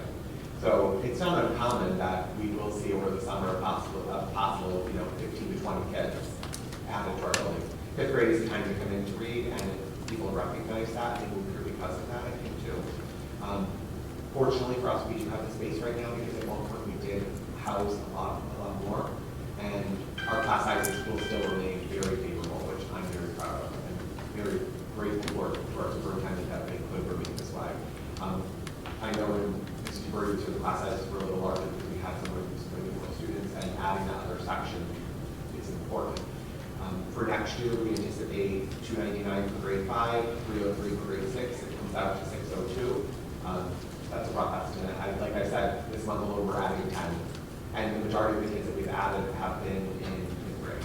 So I do see us will be over the 600 mark, but again, class sizes will remain in our favor of about 22. Possibly 23 if it gets that high, but I don't foresee that, even with just my experience here. So we're growing, and that's actually really wonderful to say. Curriculum-wise, as you'll see, there's a lot that's happened in this district, and that's impacted Reed and has, really gone into what we do here. We're in our 3rd year of Bridges, and our teachers are loving it and seeing the difference. They're seeing the carryover. Again, it's hard first year or 2, but when I hear from teachers say, "Matt, in year 3, I'm seeing it. I'm seeing who has Bridges. I see the vocabulary. I see it's going to take more time, of course it will. But we're seeing that, which we're really proud of, and really, what we're seeing for our learning walks too, with the superintendent and assistant superintendent director teaching learning. We try to focus on math, ELA, but we're also trying to get some new ways as well. But in the math visits, we've noticed, that application piece, and that's what we want to see. And we're seeing such creative and innovative student-led application, which is really dynamic, and what we want to eventually have the end result be. We're in our year into math in 6th grade, and the teachers feel very comfortable in the decision that this team made last year for moving into that program when we had into math and we had our illustrative. We feel we've made the right decision with what we've seen. This is a great first program, and we're noticing that as well. We're hoping with the carryover from 5th grade though, and a lot of our 6th grade teachers, coincidentally enough, we try to do a lot of peer observations here. So every certified staff member has been on 2 observations since the school year started with peers, and a lot of the 6th grade math wanted to see 5th grade math, and they were very impressed with what they're seeing, and saying, you know what, now that they're teaching this into math program, that is really going to benefit us when we get to, say, module 8 when we're teaching algebra, and really exposing kids to algebra. We know kids are going to, especially with equations, we know they're going to do well based on what they're getting in 5th grade into math, so, or into Bridges. So we're excited about that. We're in our 2nd year of our social studies curriculum, and again, first year's tough. We went through what you need to do our lens on geography, so we really focus on geography and the need for our kids. Our teachers were in favor of moving in that direction, so we're happy to see that it's growing now. So it's our 2nd year, and we're doing it better, which is good. Science instruction continues to focus on application and inquiry and really think about those, I guess that's cutting edge topics and how we're really empowering our kids to move forward with them. And last but certainly not least is our ELI. Ann and I have been in talks since last spring, even before the elementary schools had to make their decision about a program. And we have discussed concerns, we have discussed some ideas of where we need to go. My background is in ELA as an ELA teacher, and I have a passion for it. And as principal, prior to coming here, I was an elementary principal, so I worked a lot with the primary grades. So I'll talk a little bit about that, toward the end when I share with you what I need from you. Because I know you always ask that, and I'll share that. But it's something that it's close to me and it's very important. So Ms. Larkin asked about that the other day and I was happy to hear that about what are you thinking about 5 through 8 if this is the vision for K4. And I'm glad to say that we are a little ahead of the game, which is good, which I'll talk about in a little bit. Very soon, actually. My requests for next year, as you see in our budget, are part of the superintendent's budget. A lot of conversation went through that, and I appreciated Mr. Malillo understanding my population of students in this building, where they were last year, where they are currently this year, and what I see they need. The first being our math intervention teacher. Like I said, we have nearly 600 students, and a fifth of those students receive tiered intervention services, or even more so than that. So it's very challenging. There's learning gaps that we always intentionally try to correct, and having one math intervention or math specialist cannot, and that's just part of it, it's amazing, cannot only do it yourself. That addition of the math intervention here is really supporting our tier 2 services to get kids back to the classroom, because that's our end goal of MTSS. To move them forward with MTSS additional services if they need it, based on our assessments and our progress monitoring, but we're happy to see a lot of kids have gone back. That coupled with the support we're doing with teachers with small group instruction and really, again, being the drivers of the core instruction and the core supports too. Because that's where we see ourselves going, which I'll talk about in a moment. So with regard to my request, our math intervention teacher servicing our tier 2 and tier 3, it is in part of your budget, which I'm really, really pleased to say. There's a need for it, and it's very thorough. There's, every 6 weeks we're meeting with the math and the reading department, and we're looking at progress monitoring, the data that's happening, the types of assessments that are being given, the why behind all of it. And again, I think there's an intention to intentionally close gaps, which is important for us. The second position is a 0.6 social worker, which we certainly see the need for in this building right now. Our social workers address all tier 3 interventions. I apologize. Address all IEP interventions. So these are under the IEP that is required. This counseling is required. And we do have students currently in this building that are in very traumatic scenes and have a lot going on in their families. As Mrs. Murray can speak to, probably previously here, because she experienced a lot, and my other colleagues have as well. Sometimes one student makes a very big difference, and it can take a lot of time from that social worker, and that's in the 4 years that I've been here, that's happened each year. So I feel very fortunate that we have the support staff that we do to support these children. Again, we're looking at the games, we're looking at what we're putting through intervention-wise, we're righting our wrongs and making sure that we do the best for kids social and emotionally. So again, that is part of your budget as well. I was very pleased to see that within there. In working with that as well, we recognize that based on our caseloads. We're always looking at our caseloads. We're always looking at student needs, student population. We're looking at the IEPs, and again, those are the 2 requests that you'll see for read in there. The 1.0 reading intervention, math intervention teacher, and the 0.6 social worker. So I'm pleased to see at this level they were included in the superintendent's budget to our conversations. Lastly, as I say, I know John always asks this, but many of you do about the supports that we need moving forward, and my support continues to be obviously supporting the superintendent's budget with, of course, all of our positions, because it isn't just my positions. When I was very excited to hear about math positions at the elementary level too, because it's about catching those gaps and those learning needs very early on. Because again, I go back to my hope is to see kids in classrooms as much as possible and not pull for services when it might not be completely necessary. And we try to exhaust that as much as possible. And second, I would say, as we move forward in the coming months, just the support with our ELA changes that we hope to make. It is very, like I said, it's very close.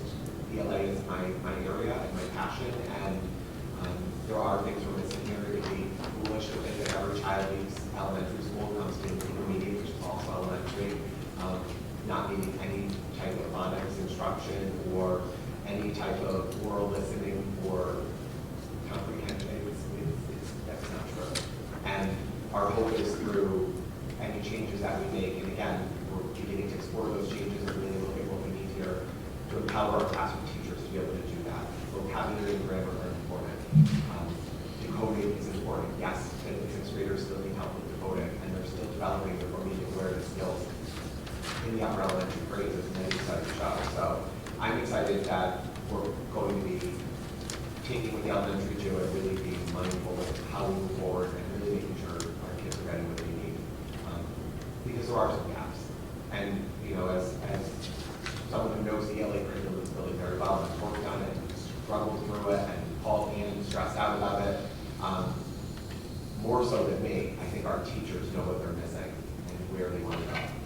And are very, my fifth and sixth grade teachers are very excited about some of the changes at the elementary level and welcome those here as well. So I think, again, your support with trusting us to make those decisions is going to be important because, as Ann knows, I don't want to make a change here that I don't think is going to be right for all of our kids, but I'm excited about some changes we can make. And that's really my presentation. But I'd be happy to answer any questions that you have or go into detail on anything else that I've talked a little bit about. Mr. Ramsey.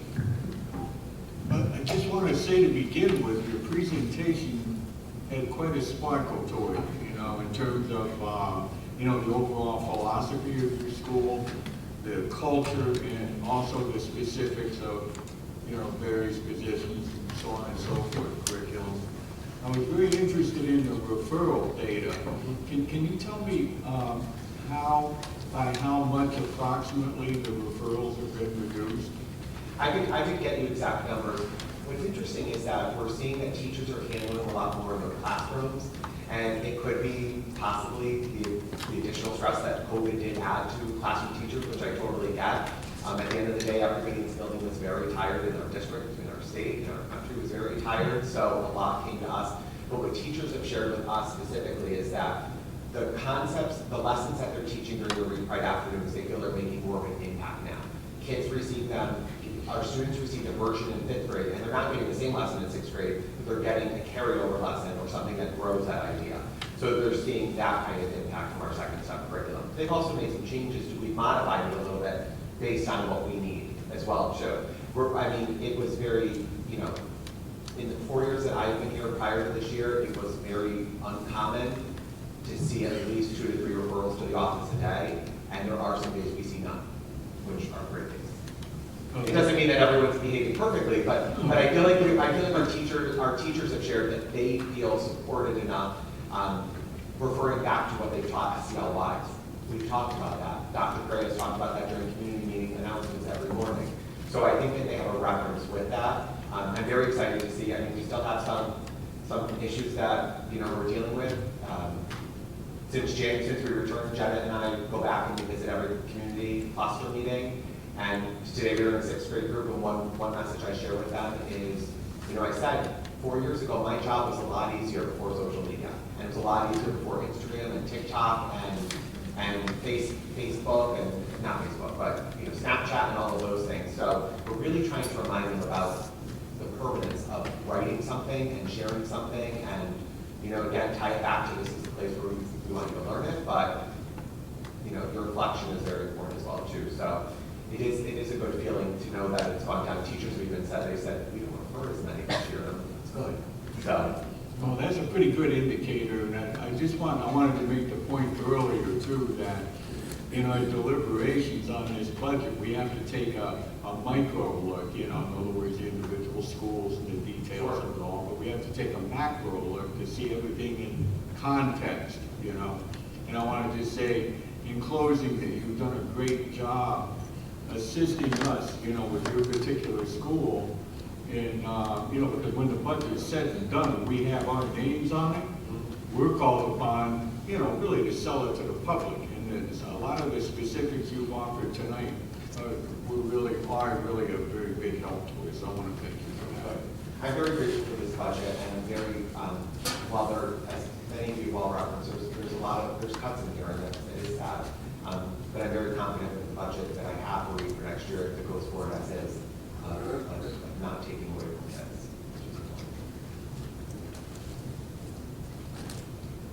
Ms. Larson? back to your, I just want to clarify about ELA. What is your request?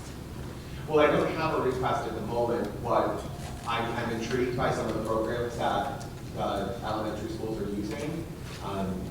You know, I was a very big teachers, as Ann knows, I was a very big Columbia Teachers College fan at one point. I was trained that way.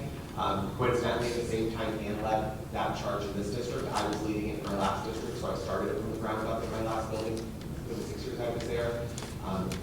But like any curriculum, it needs to grow with your kids and be modified to what your kids need. While it can be very concept and heavy and in topic, we're missing a lot of core things that I believe need to be in part of the balance of this program. And things I believe need to be in fit for the classroom. More importantly, my teachers don't even know that. We're seeing the loss of not having grammar and vocabulary and and we all know, you know, that oral listening piece with vocabulary is so important at the primary grades, but it doesn't end there. You know, our reading specialist, our language arts specialist, who came here from Shelton, you know, she worked in the K-4 building, which was very important to me when we made that hire, to hire someone like that, because when you look at our children who are receiving intermediate or intervention services, they're not retiring intervention services on a 5th grade or 6th grade level, they're retiring elementary services that are needed.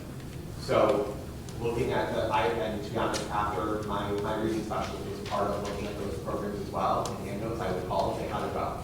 How does this program? And Marlo would come and meet with me because I was very, in open honesty, I wasn't a fan of having a program, so to speak, because I do feel that there's that independent part of teaching that I love so much that I was allowed to go forward with. But then I was reminded that we've never been a district that holds people back and personalizing something and making it your own, just in our math programs. Yes, you have to teach within there, but you can be a little flexible with how you teach it and the ways you can deliver it for kids. So when I think about the reading program, I do think about an integration of reading and writing, not as separate as we have it right now in this building. I see it more so as, you know, having whether children need that decoding lesson, that practice of decoding. I am seeing teachers having the resources and the power and the knowledge to do so. Because again, too, being at a 5th grade level or 6th grade level, you are removed from a lot of those primary supports that you do on a day-to-day basis, and I think they need to become a little more routine in this building. Yeah, if I could just follow up, I want to just go back to Anne's presentation the other night, and I'm, for one, super excited about the changes happening on K-4. But I could not agree more with what you're saying because, and I think a lot, and we've had this conversation, and I know we agree. And when you know better, you do better, right? I mean, we all know Teachers College was the thing for a while. Everybody in Connecticut used it, but it's not the thing right now. And I think it takes a lot. And I'm going to use the word that Ann used the other night, and I'm actually really proud that you used this word because it takes a lot to admit that the program wasn't adequate enough.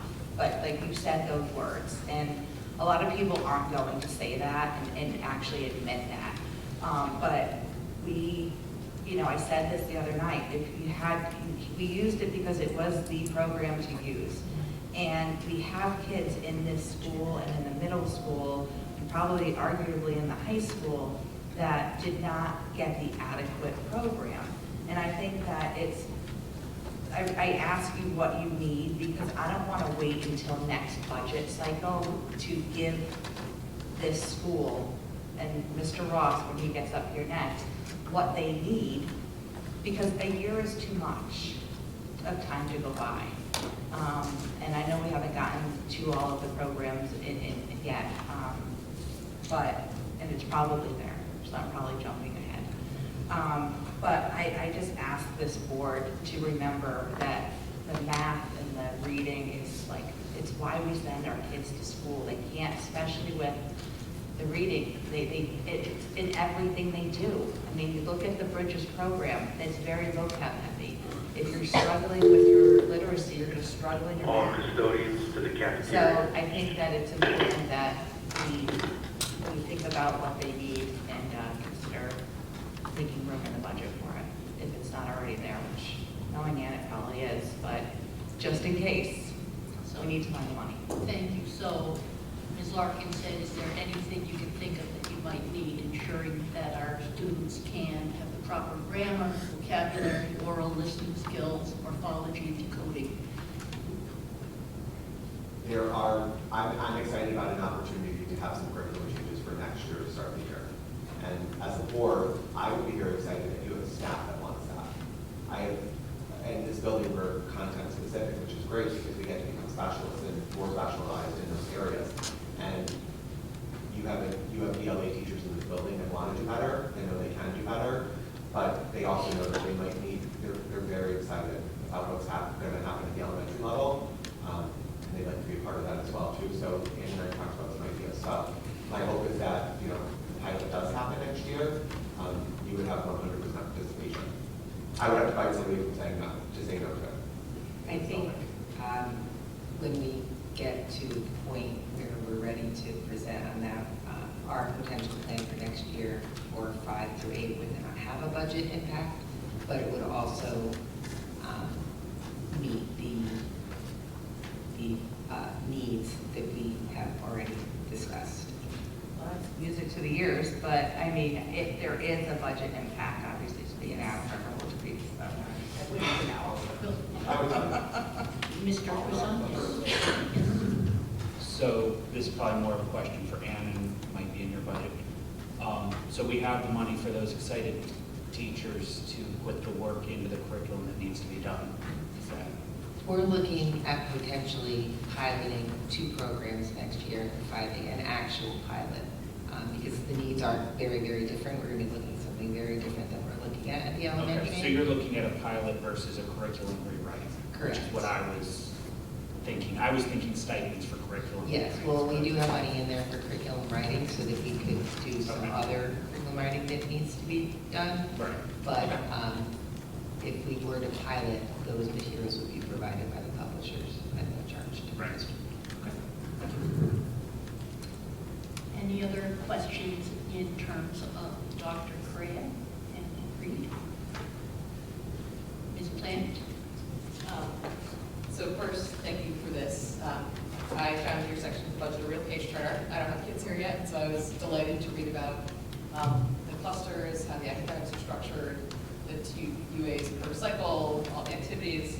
It's really, really incredible, so thank you. I'm proud to have the school in our district. I'm excited for my kids to be here.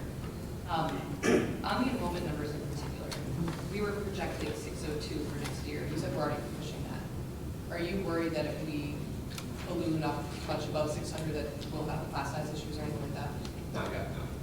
And is there a threshold where you would start to be worried? 25. I've had 25 before, and as a fifth grade teacher, and it's doable. Anything over that is very challenging.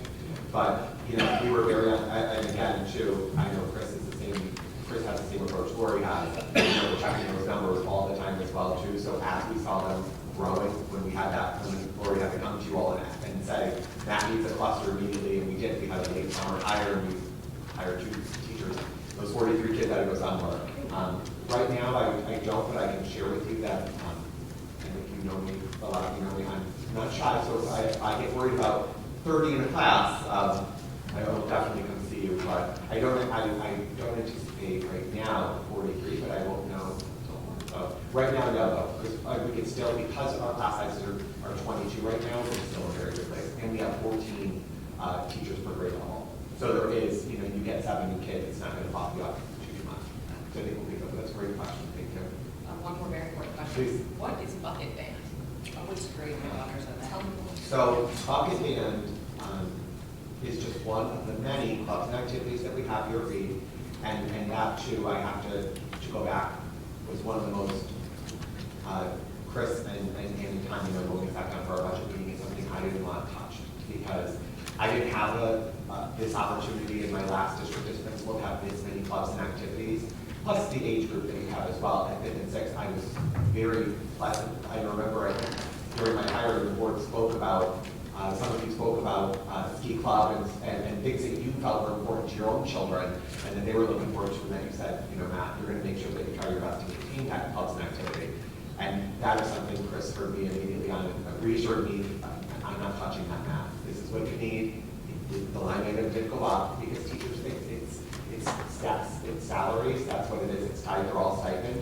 But bucket band is one of the music options that kids have, and what's great is that when you get to read, you do have to pick a music class. I wish they could take everything, but there's no time in the day for 3 music. So you're either picking chorus, or picking band, or you're picking orchestra. And what's great about bucket band, and you know, our chorus teacher runs more of a musical theater singing club, is if you're in band, you can still join that. So there is that cross time. Bucket band, they have their buckets from Home Depot, and they learn the art of bucket band and reading music, but it's for children who are either experienced musicians or some of those choral singers that want it all, and now they get a chance to. And what's great is that we have 2 teachers in there, so potentially, just the same way we have our PE, we can have up to 60 kids in there. And it's all every, you know, like I say, excitement, our kids, they get a bang for your buck, which is great, and our kids get to come in and they're, what's that? Or bucket. Get your bucket, there you go, yeah. So it's great. And you do bring some earplugs for those kids that want to hear it, but not quite so Oh, it's loudly. loud. Yes, that's part of the budget, Joe. That's the music budget. Michelle has given us to make sure we have some noise canceling headphones. And the buckets usually is cheap at Home Depot, which they replace every couple of years. So it's great.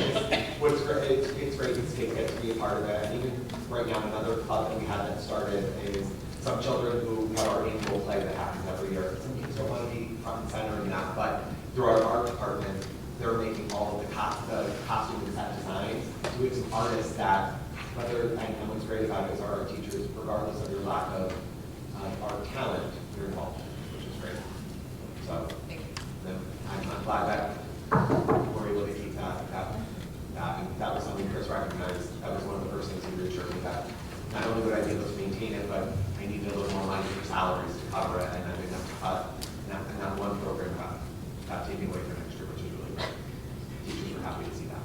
So I'm going to follow up with the activities. So basically, we added an activity called set painting and design, added an activity called knitting club, you've added an activity called chamber orchestra, and you've added an activity called Spanish club, which is a nice broad range of activities to add.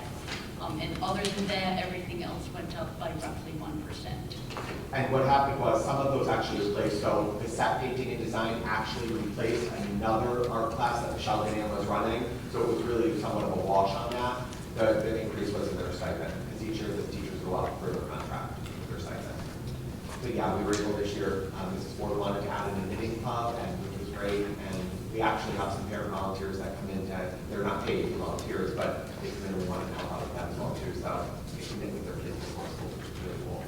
There's that and cursive club, or so we call it script scholars, and we're seeing a lot of interest in these clubs that really address the arts and sciences as well too. Our math and Olympics is a high number of attendees this year, and our computer coding club as well too. It's maxed out, so it's pretty sick. So just for a general, part of the teacher contract negotiations, we are setting up a committee to look into clubs, what constitutes a supported club, what, you know, what, and the likes of that. So that will be going on in the later part of this coming year. Any other questions for, yes, Ms. Kuzma? I apologize if I'm repeating something. I went to a concert. It was good. I went to the first one. It was fabulous. I enjoyed it. Jen was there too. Yes. They did a great job. Sorry, I was tardy. Me too. The clubs, Yes. I don't know if I missed this or not, so if something said. What's the selection process for picking, like if somebody comes and presents a club to you, how do you decide if you're going to do it and then if you end up keeping it or not? Yeah. So what we do is we look at past attendance. So my secretary keeps past attendance. We have them all the way back from when Ann was a principal here, so over 4 years ago. And we really try to look at how high the numbers were. We really look at to see that it's hard to offer a club if there's not at least 12 students in it, because again, we want to make sure that that teacher, they're earning that stipend, but at the same time, if another club is possible that might have 30 kids in it, we want to get as many kids as possible. With that though, we wanted to make sure, I was excited as Mrs. Zukowski said about, I was excited to hear one of my teachers said, can I do a knitting club this year? And said, but then it filled up the next day, and we actually had a little bit of money left because she does our gardening club, and she reduced a section of that, so it actually balanced out. We didn't have to add money or find money, but it filled, the second one filled out again too, and it was nice to see that. Again, we just don't have things for children who are athletic in this building and only want to, which are very popular as well, but we have things that hit the arts, we have things that hit the sciences, we have mathematicians that are very excited about the Math Olympians, we have coding for those students who, you know, really appreciate that STEM approach and want to be part of that. So looking at it is hard. The hardest thing is when a club fills up and we can't. And we always, you know, I always announce a new club for 2 weeks prior to the first day, and I always say, students, you're within immediate age, you have to tell your parents, go home, it's on the website. We have a lot of parents that are on there every day looking to see when they open, but unfortunately it is a first come, first serve. When they can squeeze in a little extra, they do, but because it's a little different than class sizes, we don't have to have the class that we can fit 1 or 2 extra, so we do our best to, but. So are they, all of them on a stipend, or are there other clubs that are listed here that are, you know, on a volunteer basis at all, or is it just everything? We don't have any volunteer basis, but I do ask that if we could have, if the numbers are a little high in the club and they want to have a volunteer come in, so for knitting club, for example, we had a volunteer, we actually have our building subs who's not paid, who loves to knit, came in as well every day. So with the second set of hands in there, we were able to admit some more students in the club without having any cost to a stipend. We got that stipend in there as well. So, and in the teacher's contract at the end, they're paid on, it's really a 3-step, it's a 3-tier, A, B, and C. So if you run the club for 3 years, you're at the top step, and then it just continues at that top step. So it doesn't go max steps as the teacher's contract, but it's a stipend step. Okay, so any further questions on the budget? I have one, let's talk science. Yep. On page 83, that list that specifically lists science, I see that we are removing a position. Can you speak to that, please? Sure. No cut is an easy cut, and you know, I appreciated being part of the conversation with Chris and Ian. The science cut that Ms. Kowski is referring to is our science instructional coach. It's a position that was brought here when Mrs. Uberti was our principal here, and it was brought to address the immediate needs of teachers needing NDSS training. The position necessarily didn't focus on working with students, however, the work that coach did with the teachers, we wanted to see transcend with the students. The position initially was believed to come in for a number of years, and the position, as Mr. Malillo was saying, you know, yesterday or Tuesday, the NDSS standards have been around for quite some time now, so we feel that, you know, while we would love to keep every position as and add to it, I would love a social studies coordinator as well. But we feel that the teachers right now, and even speaking with Todd, our science instructional coach, he feels that it's gotten back to where it was before COVID, which is such great news because we couldn't do a lot of these things when COVID was happening. And to be honest with you, as Ms. Larkin said before, reading and math really had to be our priority areas at that moment. They just had to be. We were seeing kids dip and having to address those concerns immediately. You know, science is very important. You know, it was a very hard decision and very hard conversation to have with our instructional coach. You know, I think about our students and the reason behind NGSS and their development of those really in-depth, the in-depth content and the development of many key skills that transfer over a lot of different subject areas. You know, right now, I'm happy to see with our teachers. They know how to explore the core ideas under NGSS. They know how to really look at the concepts. They're teaching kids what scientists do and how to explore and how to apply. So will it be a loss? Yes, it will.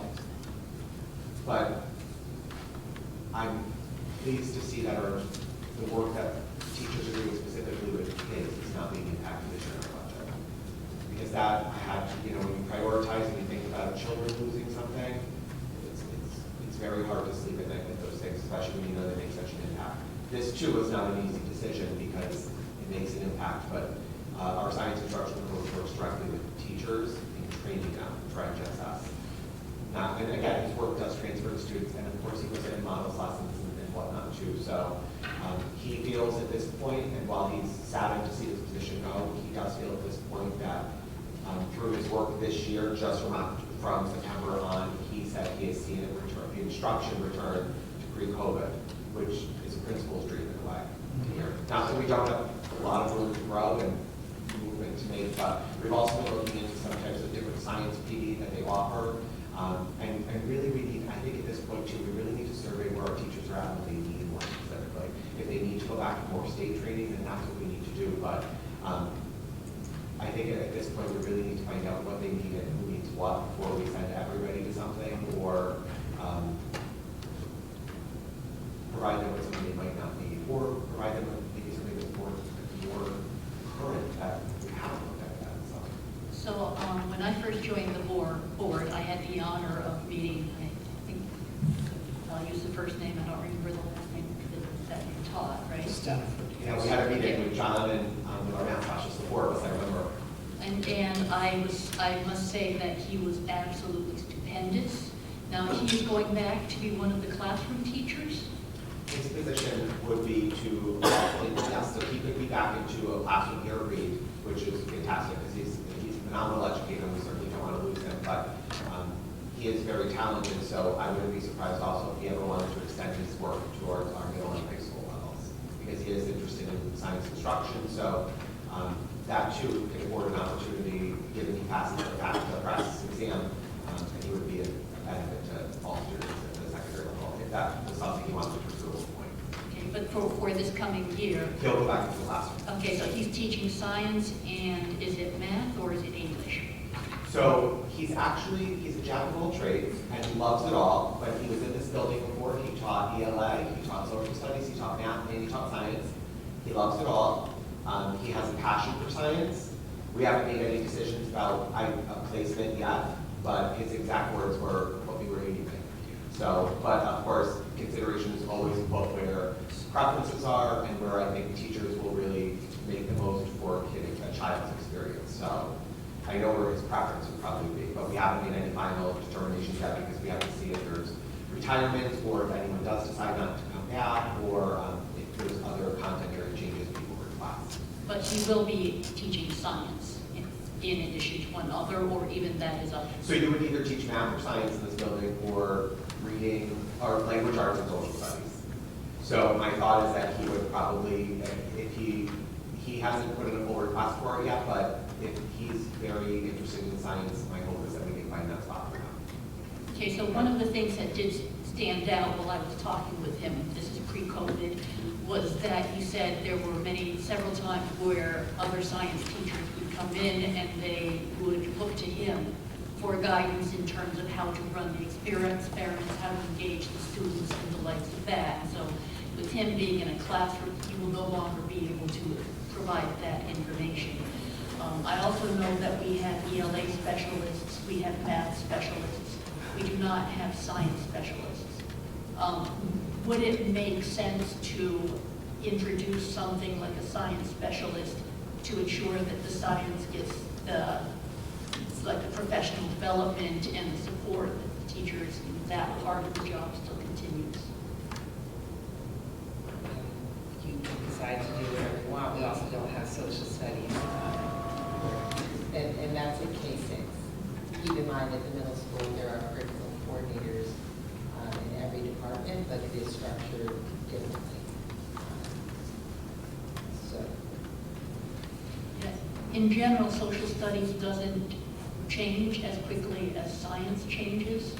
But if you could, if you put it in your head and let it spin a little bit, and when we come back to talk about the final pass through the budget, if we bring it up again, that would be very good. Are there any other comments or questions? Okay, hearing none, thank you very, very much. Do you have any follow-ups?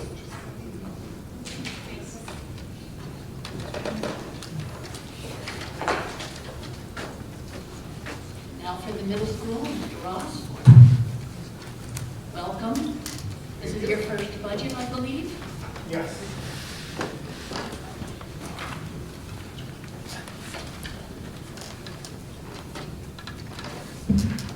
Good evening, and as you know, this is my first year as principal. Very excited about this opportunity. I did spend 8 years as the assistant principal, and even previous to that as a math teacher in the building. I'm also here at Greenfield. As many of you know, she's a secretary and one of the hearts and souls of our school. Well, good evening, board members. I would like to take a moment to just thank each and every one of you for your commitment to our schools, and most importantly to the students of Newtown. Newtown Middle School prides itself on providing a strong and diversified academic and social emotional experience for our 7th and 8th grade students, which is anchored by robust programs and experiential offerings. Our focus remains on building and maintaining a strong culture for staff, a strong culture for students, while providing high-quality instruction that meets the needs of all learners. The partnership between home and school has and always will be a priority of mine. We take pride in preparing every student with the necessary academic and emotional intelligence to succeed beyond middle school. And MS students are also fortunate to have opportunities to engage in a variety of extracurricular and sport activities, as you probably noted in our manual. Newtown Middle School is in the 2nd year of implementation of our new schedule. There's tweaks last year to this year, and we are realizing many of the benefits of the enhancements. The schedule optimizes opportunities for students to receive interventions while still engaging in experiences in our Unified Arts program, which many students did not afford those opportunities previous. Kitchen Science and our renewed Project Adventure course are in their 2nd year of implementation. I know many of you have visited and witnessed what I'll call the magic. It is just a very favorite and engaging and rewarding experience for our students. The WIN curriculum, which is What I Need, an academic resource center, continues to provide opportunities to help students learn about their own learning while receiving direct instruction in both the essential executive functioning skills and social emotional learning, and we all know how important those pieces are. The math teachers are in the 1st year of implementation of the Into Math program you've been hearing about. Matter of fact, yesterday we were on a learning walk and we were able to witness it in action, and it really does provide a rigorous, supportive experience for our students. It's great to see students just engaged in critical thinking and kind of debating over how to solve the problems, and just watching that process was a great experience. Language arts, we are continuing to build alignment, consistency, and delivery of curriculum and assessments, and as Matt kind of referred to, working with Amy Birdie as well, obviously with the science of reading and how to accommodate for those pieces as well. Science is continuing to work with the NGSS units, while social studies is focused on argument writing. Both of these disciplines, instructional focus is inquiry-based learning and developing critical thinkers. Next year's student enrollment at the middle school remains similar to this year. The enrollment projection anticipates a decrease of 7 students. This does not account for any of the summer or end of the year new registrations. Even I can tell you today, Mr. Walsh, thank you for joining us today. Our new assistant principal, who's doing an awesome job, is back there today. Gave a tour today, so we're really seeing, as Matt alluded to as well, that there's a lot of students that will be coming to our way, and which is a great thing. So it doesn't account for the summer and new registrations that we anticipate. We currently have 3 cluster teams at each grade level and 13 unified arts teachers. It is imperative that we maintain our current level of staffing for our academic clusters and unified arts programs, ensure that the educational excellence and enhancements continue.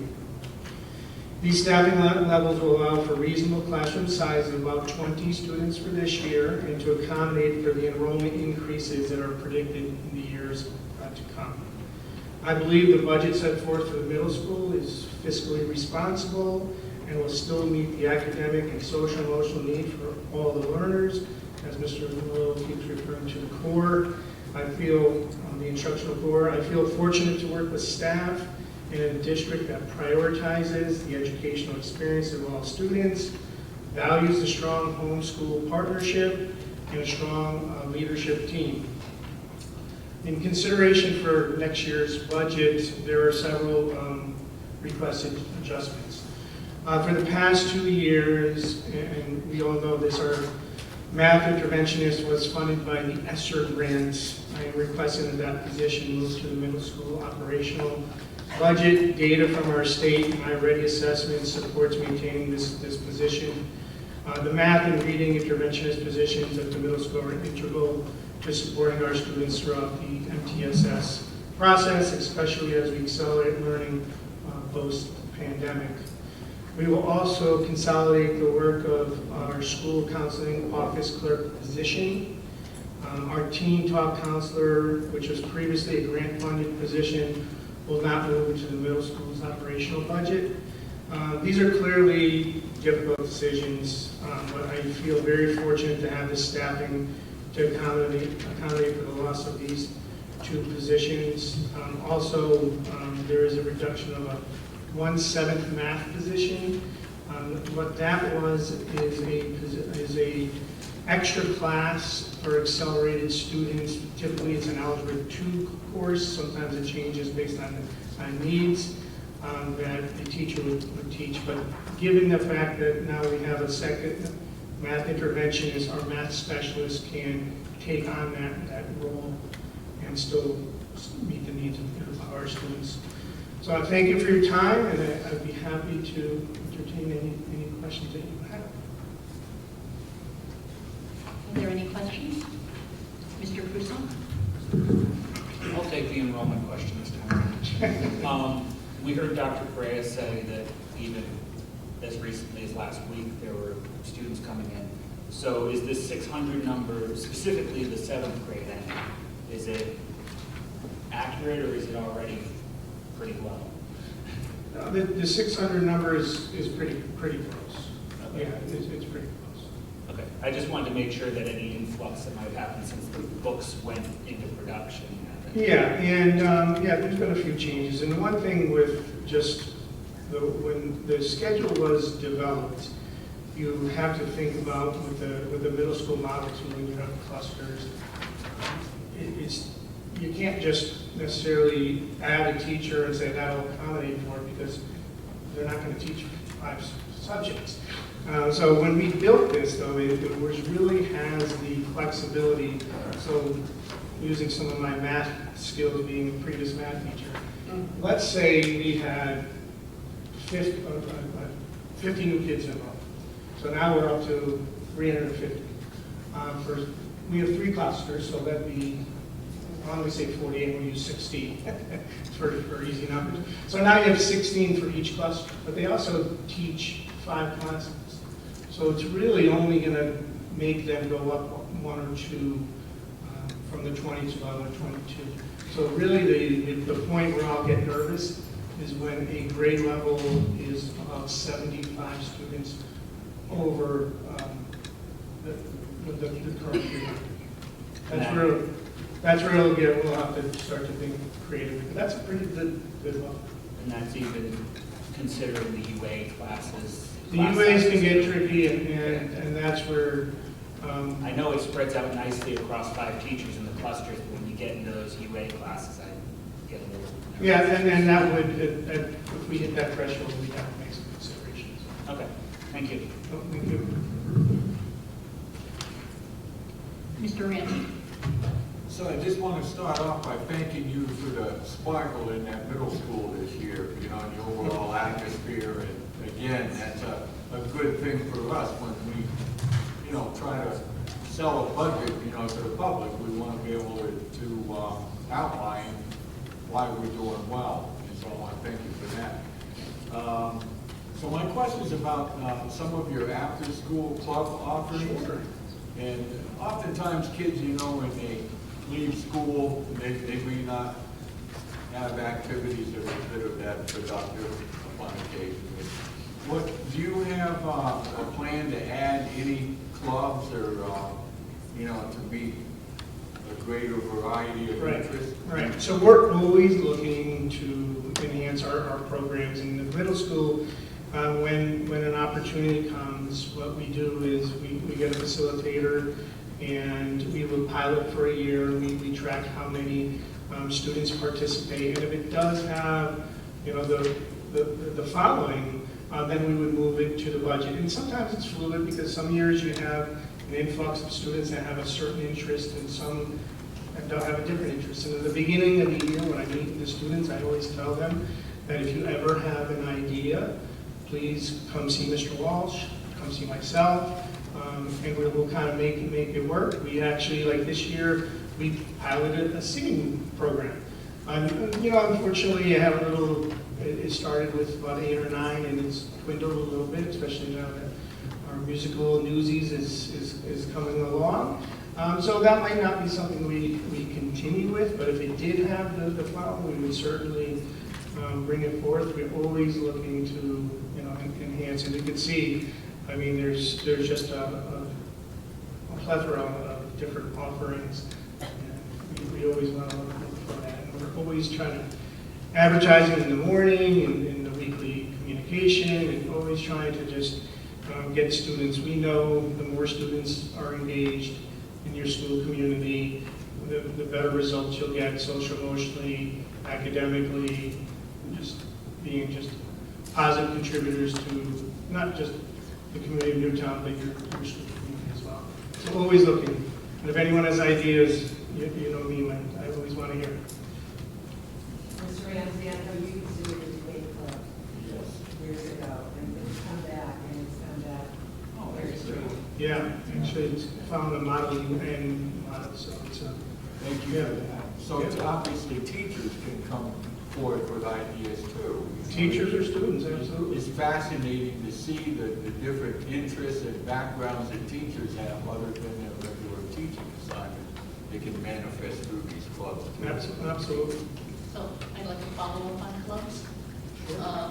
So I see there was something called the Art Club, and that got gotten renamed, I think, to the Art Society, Honor Society. Right. There's a second level of yearbook club. We may increase it to 2 stipends because it's so much. And there was an iChess club that is no longer. That is correct. Yeah. And again, it's based on student interest, and year to year, it could be fluid based on the students you have and what their interest levels are.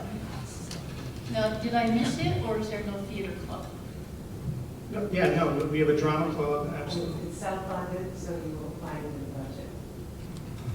Thank you, I was going to ask that. But but wouldn't you say the Reed Drama Club would be self-funded? Wouldn't you say the high school drama club would be self-funded? I mean, is there something specific about this particular drama club that makes it? I believe it's the high school drama club self-funded. Is it? The same tickets and such? No, they're savings. I mean, just for uniformity across all of Right. them. it should We be- could analyze that. It was in the budget years ago, and then I think Tommy's predecessor, they said you're making money on tickets and everything else.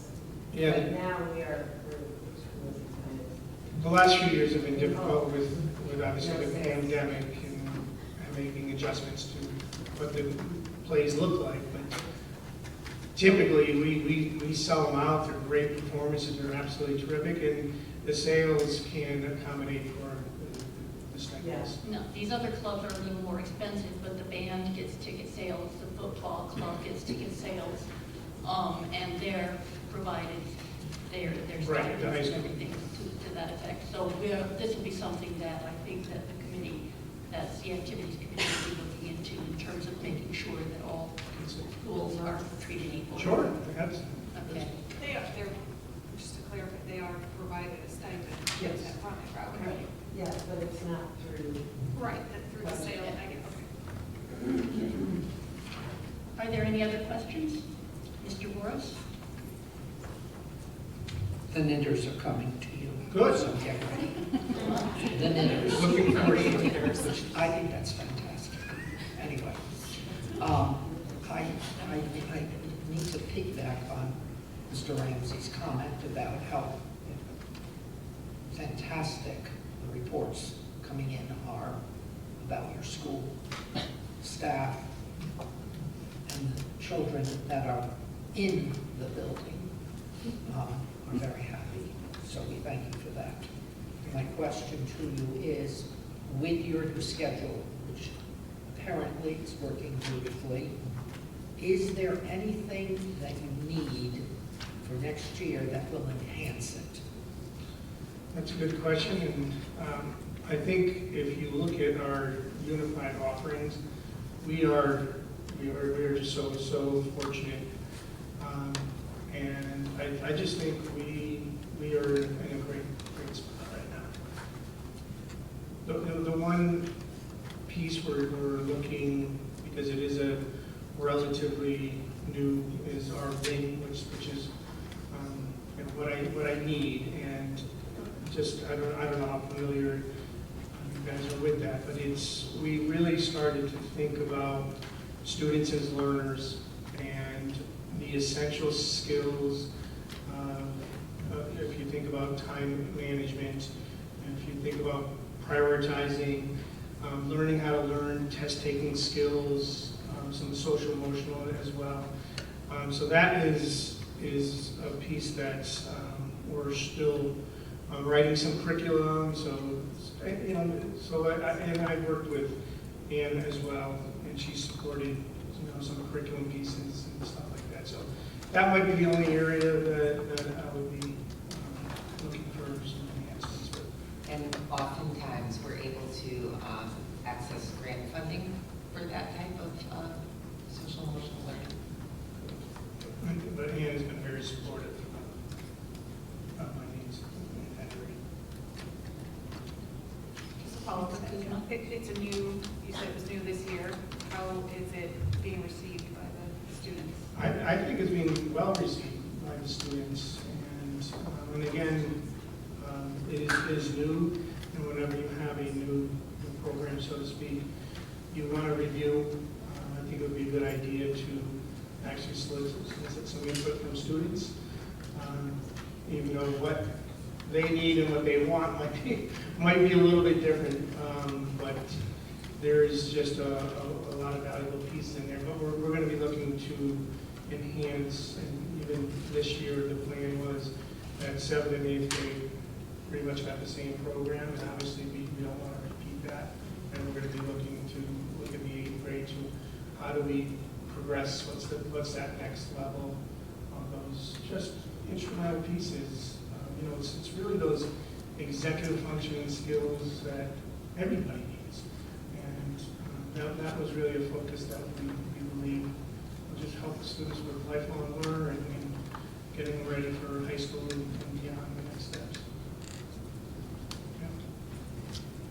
Yes, Mr. Morris. Mr. Walsh, can you come forward, please? Wake up now. Yes. Where? Right here next to your co-pilot here. Sure. I wasn't prepared for that. No, you're not. Answer like everyone else. There's nothing to prepare. Okay. I just wanted to acknowledge you. I wanted to personally thank you. We've heard wonderful things about you. And I heard them. Thank you. Wait, not from the adults, from the children, which is more important to me. Wonderful. So you're identifying with them is fantastic, and the way you're going about doing it is working. So we're in a good place with you here. I did hear that you were out on the basketball court. Yeah, no, I gave him a lesson. Yeah. It was about me. Good. Very good. I appreciate that. So, welcome to our district. Thank you. That was easy. Yeah, I don't have, and can I take that? Are there any other questions for Mr. Welch or Mr. Walsh? It's all right. Yeah, I'm very bad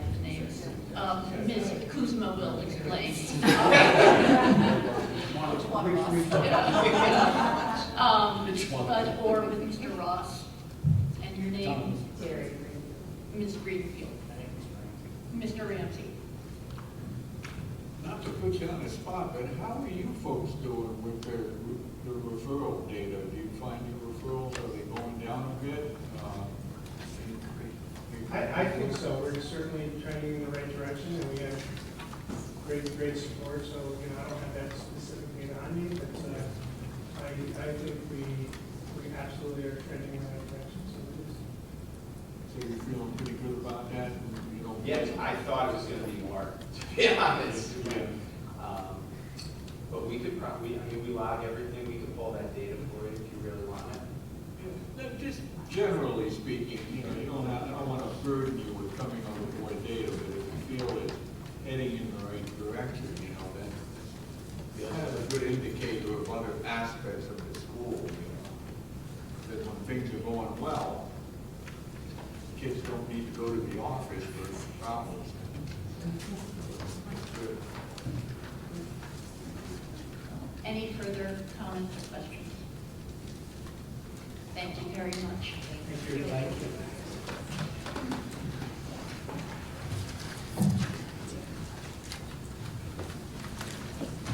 Okay, we have gone through our agenda, and we are now at public participation. I'm going to go ahead and read the public participation case. The board encourages the public to share thoughts and concerns regarding agenda items during public participation. After being recognized, please state your name and address for the record. We request that speakers be respectful and will limit comments to 3 minutes. The Board of Education does not discuss personnel items or student matters in public, nor does it engage in dialogue during the public comment period. If you desire more information or responses to specific questions, please email the board. Is there anyone who would like to speak to the board? Yes, on the end. Jeff Long.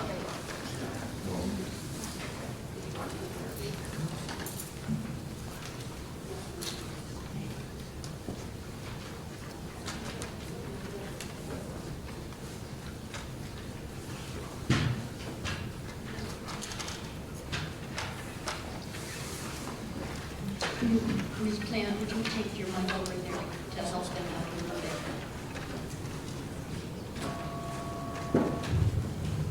Okay, so going from the white shirt, your name and address for the record, please.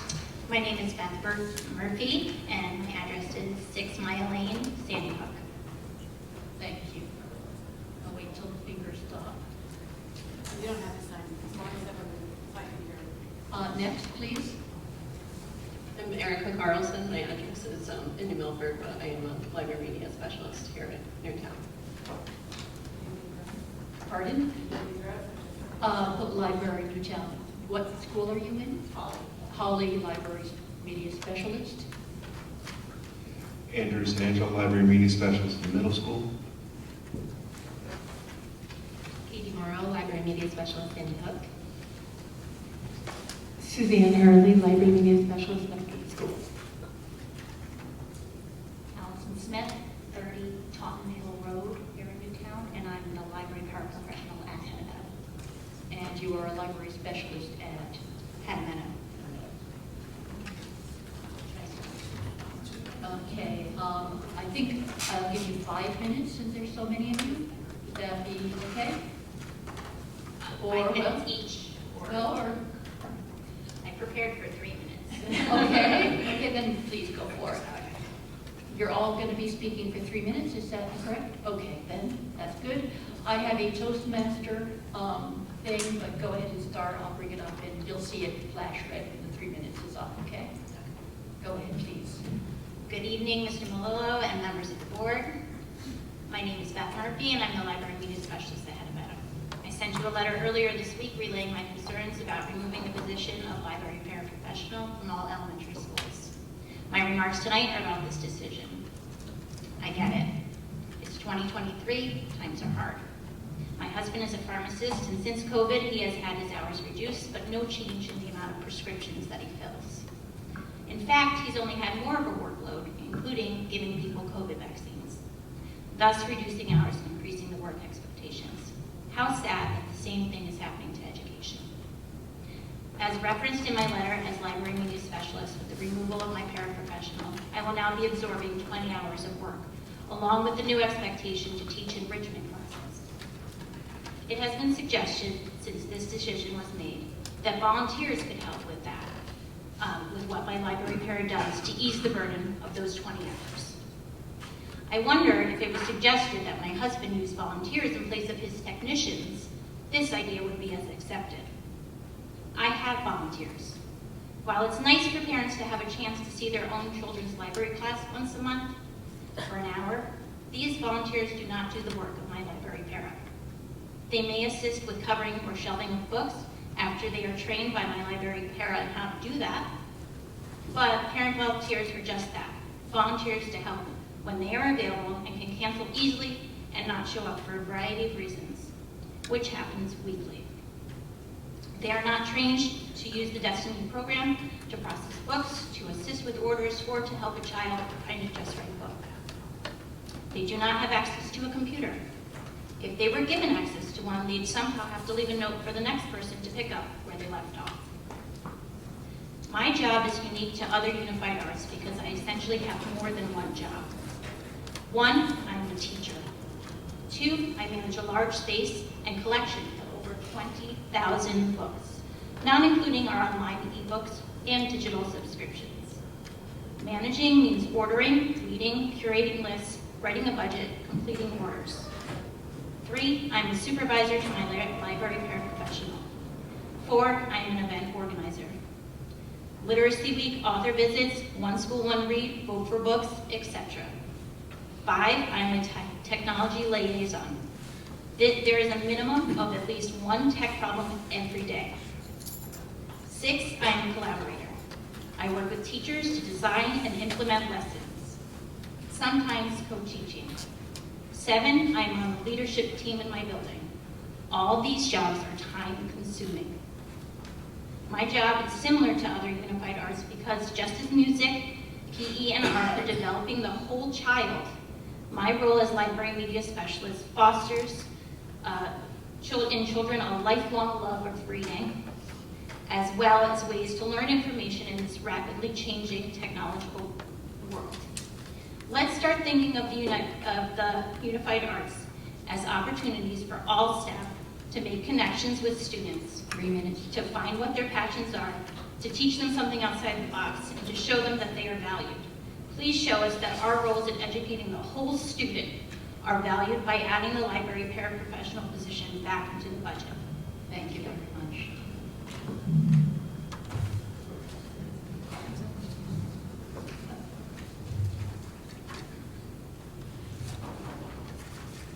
We're giving them our time, so there's just two speakers, so. Okay. Yeah, I won't be here. No, I'll Just 3 minutes, given 3 times 6, or, yeah, so 3 minutes is good for everybody, but, okay. Good evening, Mr. Melillo and members of the Board of Education. I am Suzanne Early, the Library Media Specialist at Middlegate School. In my role, like my colleagues at Haddon Meadow, Sandy Hook, and Hawley, I wear many hats. I'm a teacher, librarian, technology specialist, partner with teachers, the literacy team, members of our emergency response team, and at Middlegate, a student council advisor.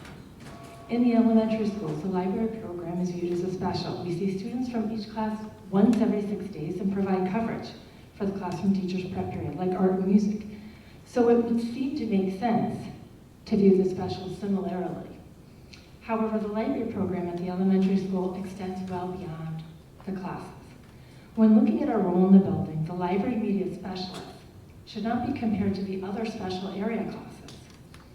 Instead, one should be looking to our K-12 library program as a whole for reference. For instance, at the high school, the teaching assignments for the librarians are scheduled so that one of the librarians is always in the library while the other is teaching. They also have a full-time library clerk, as does the middle school and the Reed School. This ensures that the library remains open for all students all day. Why then are the elementary school libraries being asked to take on additional responsibilities while losing a paraprofessional?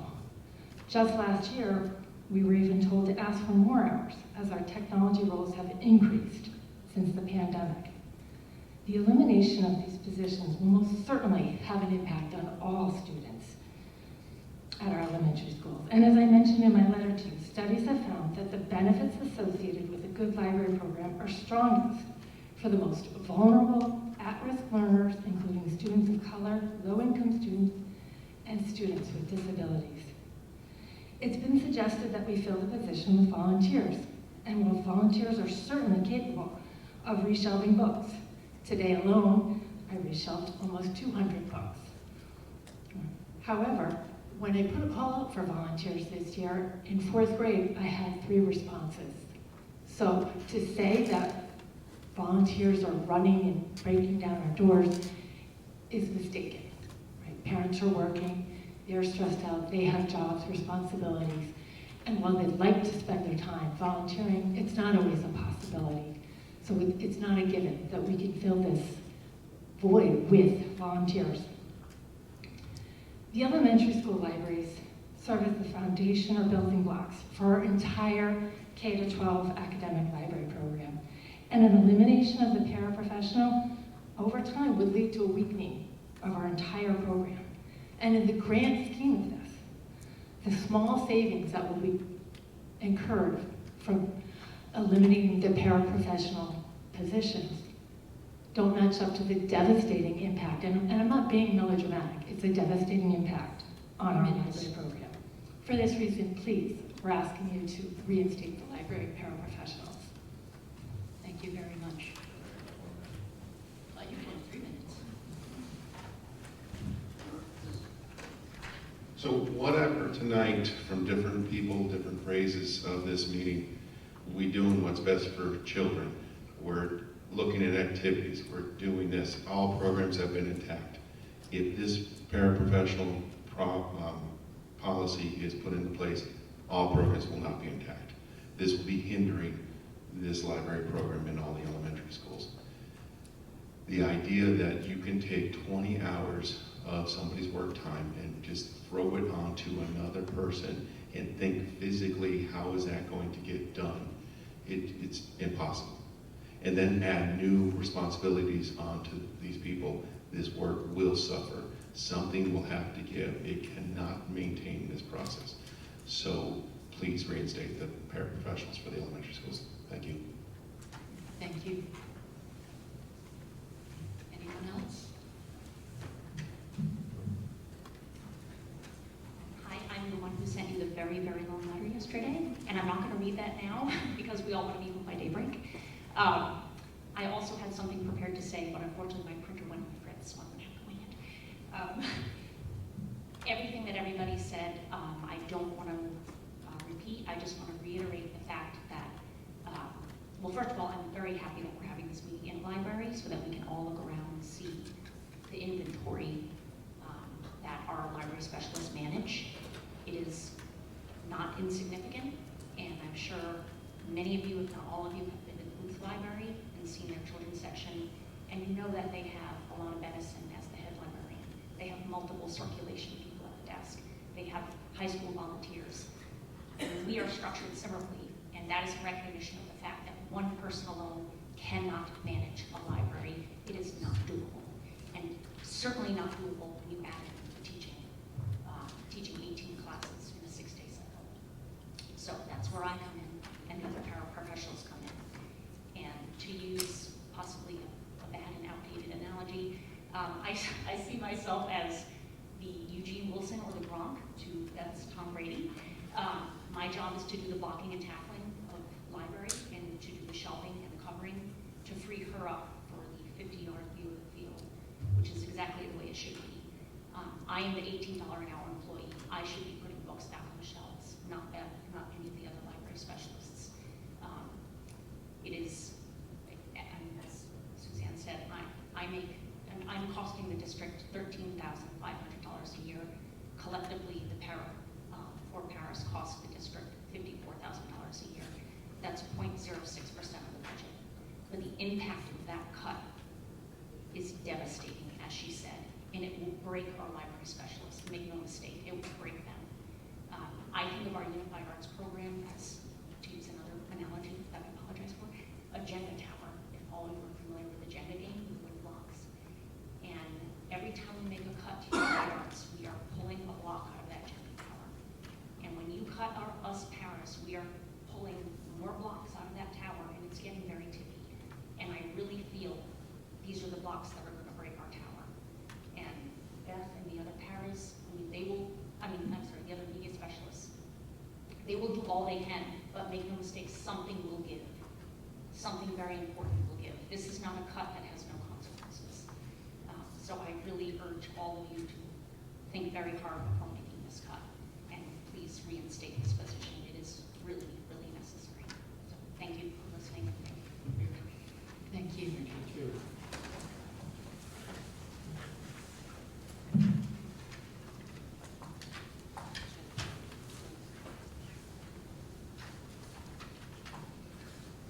Is there any other, yes?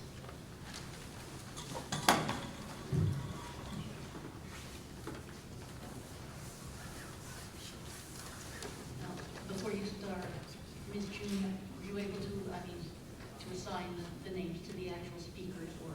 Okay, great. My name is Julie Maury, and my address is 17 Saddle Ridge Road in Newtown. And I could have come and sat with that group because I am part of them, but I'm also going to speak in my most important role, which is a parent in the Newtown School District. I'm also going to tell you that I'm a former library parent volunteer who then became the library para for Middlegate, who worked side by side with Suzanne Hurley, and I'm now the library clerk at Newtown Middle School. So I have an intimate knowledge of how libraries in our district work, and I am stunned to think the district would consider cutting library paras from elementary schools. The American Association of School Libraries states it clearly in their standards for school libraries. A full-time certified school librarian supported by dedicated technical and clerical staff is crucial to an effective school library for the school's learning environment. Every learner, classroom educator, and administrator in every school building at every grade level should have access to a fully staffed school library throughout the day. I feel like that's a no-brainer. And in my role as para at Middlegate, I trained parent volunteers, and this is not necessarily the way you want to go. Replacing a parent with a volunteer. I would teach many of them how the library functioned. The same thing I was teaching kindergartners. The language of the library I was teaching to parents. I'm happy, I think there are many good parent volunteers, but you don't want to rely on them in this capacity. I'm also going to tell you, you will find very different experiences. I can tell you about the time two parents who were in the process of divorcing their spouses met in the library for volunteer time, and they were kissing in the stacks. I can tell you about library volunteers who wanted mommy and me time with their kids as they helped with their kids' class. Parents are fantastic. This is not the role they should be playing. Parents have been trained and are in there to support library media specialists to do their amazing jobs. Those librarians are superheroes, and we're just behind the scenes people, but there is a limit to what you can ask them to do and how you can have them have a functioning library. This beautiful space does not happen by magic. So be very careful about this choice. I think it's the wrong one. Thank you. Thank you.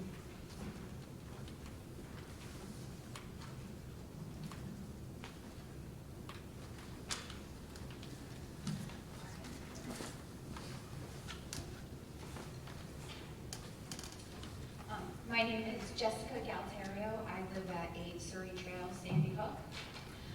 Thank you for allowing the opportunity for parents to speak. I want to voice my concerns about the decision to cut paraprofessionals from the library 2023-24 budget. Teachers' jobs are difficult enough, especially when it comes to the amount of administrative work they are required to document and complete. and having paraprofessionals eases this burden from the teachers so they can focus on their main role of teaching. I understand that grant money was in place to pay for their salaries. However, with the recent boom in tax receipts that are expected in Newtown, I would hope that most of this money would go towards the very thing that makes Newtown special, the educators in our school system. Newtown has many other advantages, but I'm certain that the overwhelming majority of people who have moved here in the last 12 to 18 months, possibly even 5 to 10 years, my family included, have done so because Newtown ranks high in most educational categories across the state and in our region. I can imagine the disappointment families feel when they move here and are greeted with school budget cuts. I volunteer at the Middlegate Library every Wednesday, helping Mrs. Suzanne Hurley put books back on the shelf for about an hour each week. The way she appreciates my help is how it's heartwarming, but also concerning. Her day is filled with preparing and teaching several grade levels, the administrative work that comes with it. She runs the student council, not to mention the many mentoring opportunities she provides with students by giving them responsibilities in the library as well. Maintaining, I also believe that I heard 3 to 4 additional responsibilities that I'm not aware of just from their description alone. Maintaining the order of the library falls lower and lower on the list. What is the point of having a library if the library doesn't have the resources to maintain it? How functional can a school library be if the sole librarian must act on the dynamics of their job responsibilities as well as teach a civics-based curriculum? How many more parents will have to volunteer their time to the library once Mrs. Hurley's support is taken away? The board has made several assumptions about the availability to fill the roles. However, with open paraprofessionals spots so far into the school year, I do not share that same confidence that we will be able to fill those roles with volunteers, especially with the commitment that is required to learn the role. At the very least, I believe a salary increase is given due to the entire board's acknowledgement of the additional responsibilities that are being placed on librarians. Paraprofessionals truly help complete the village that it takes to raise our kids, and it would be short-sighted to remove their services from the budget. For these reasons, I'm asking you to reconsider the decision to cut library paraprofessionals. Thank you.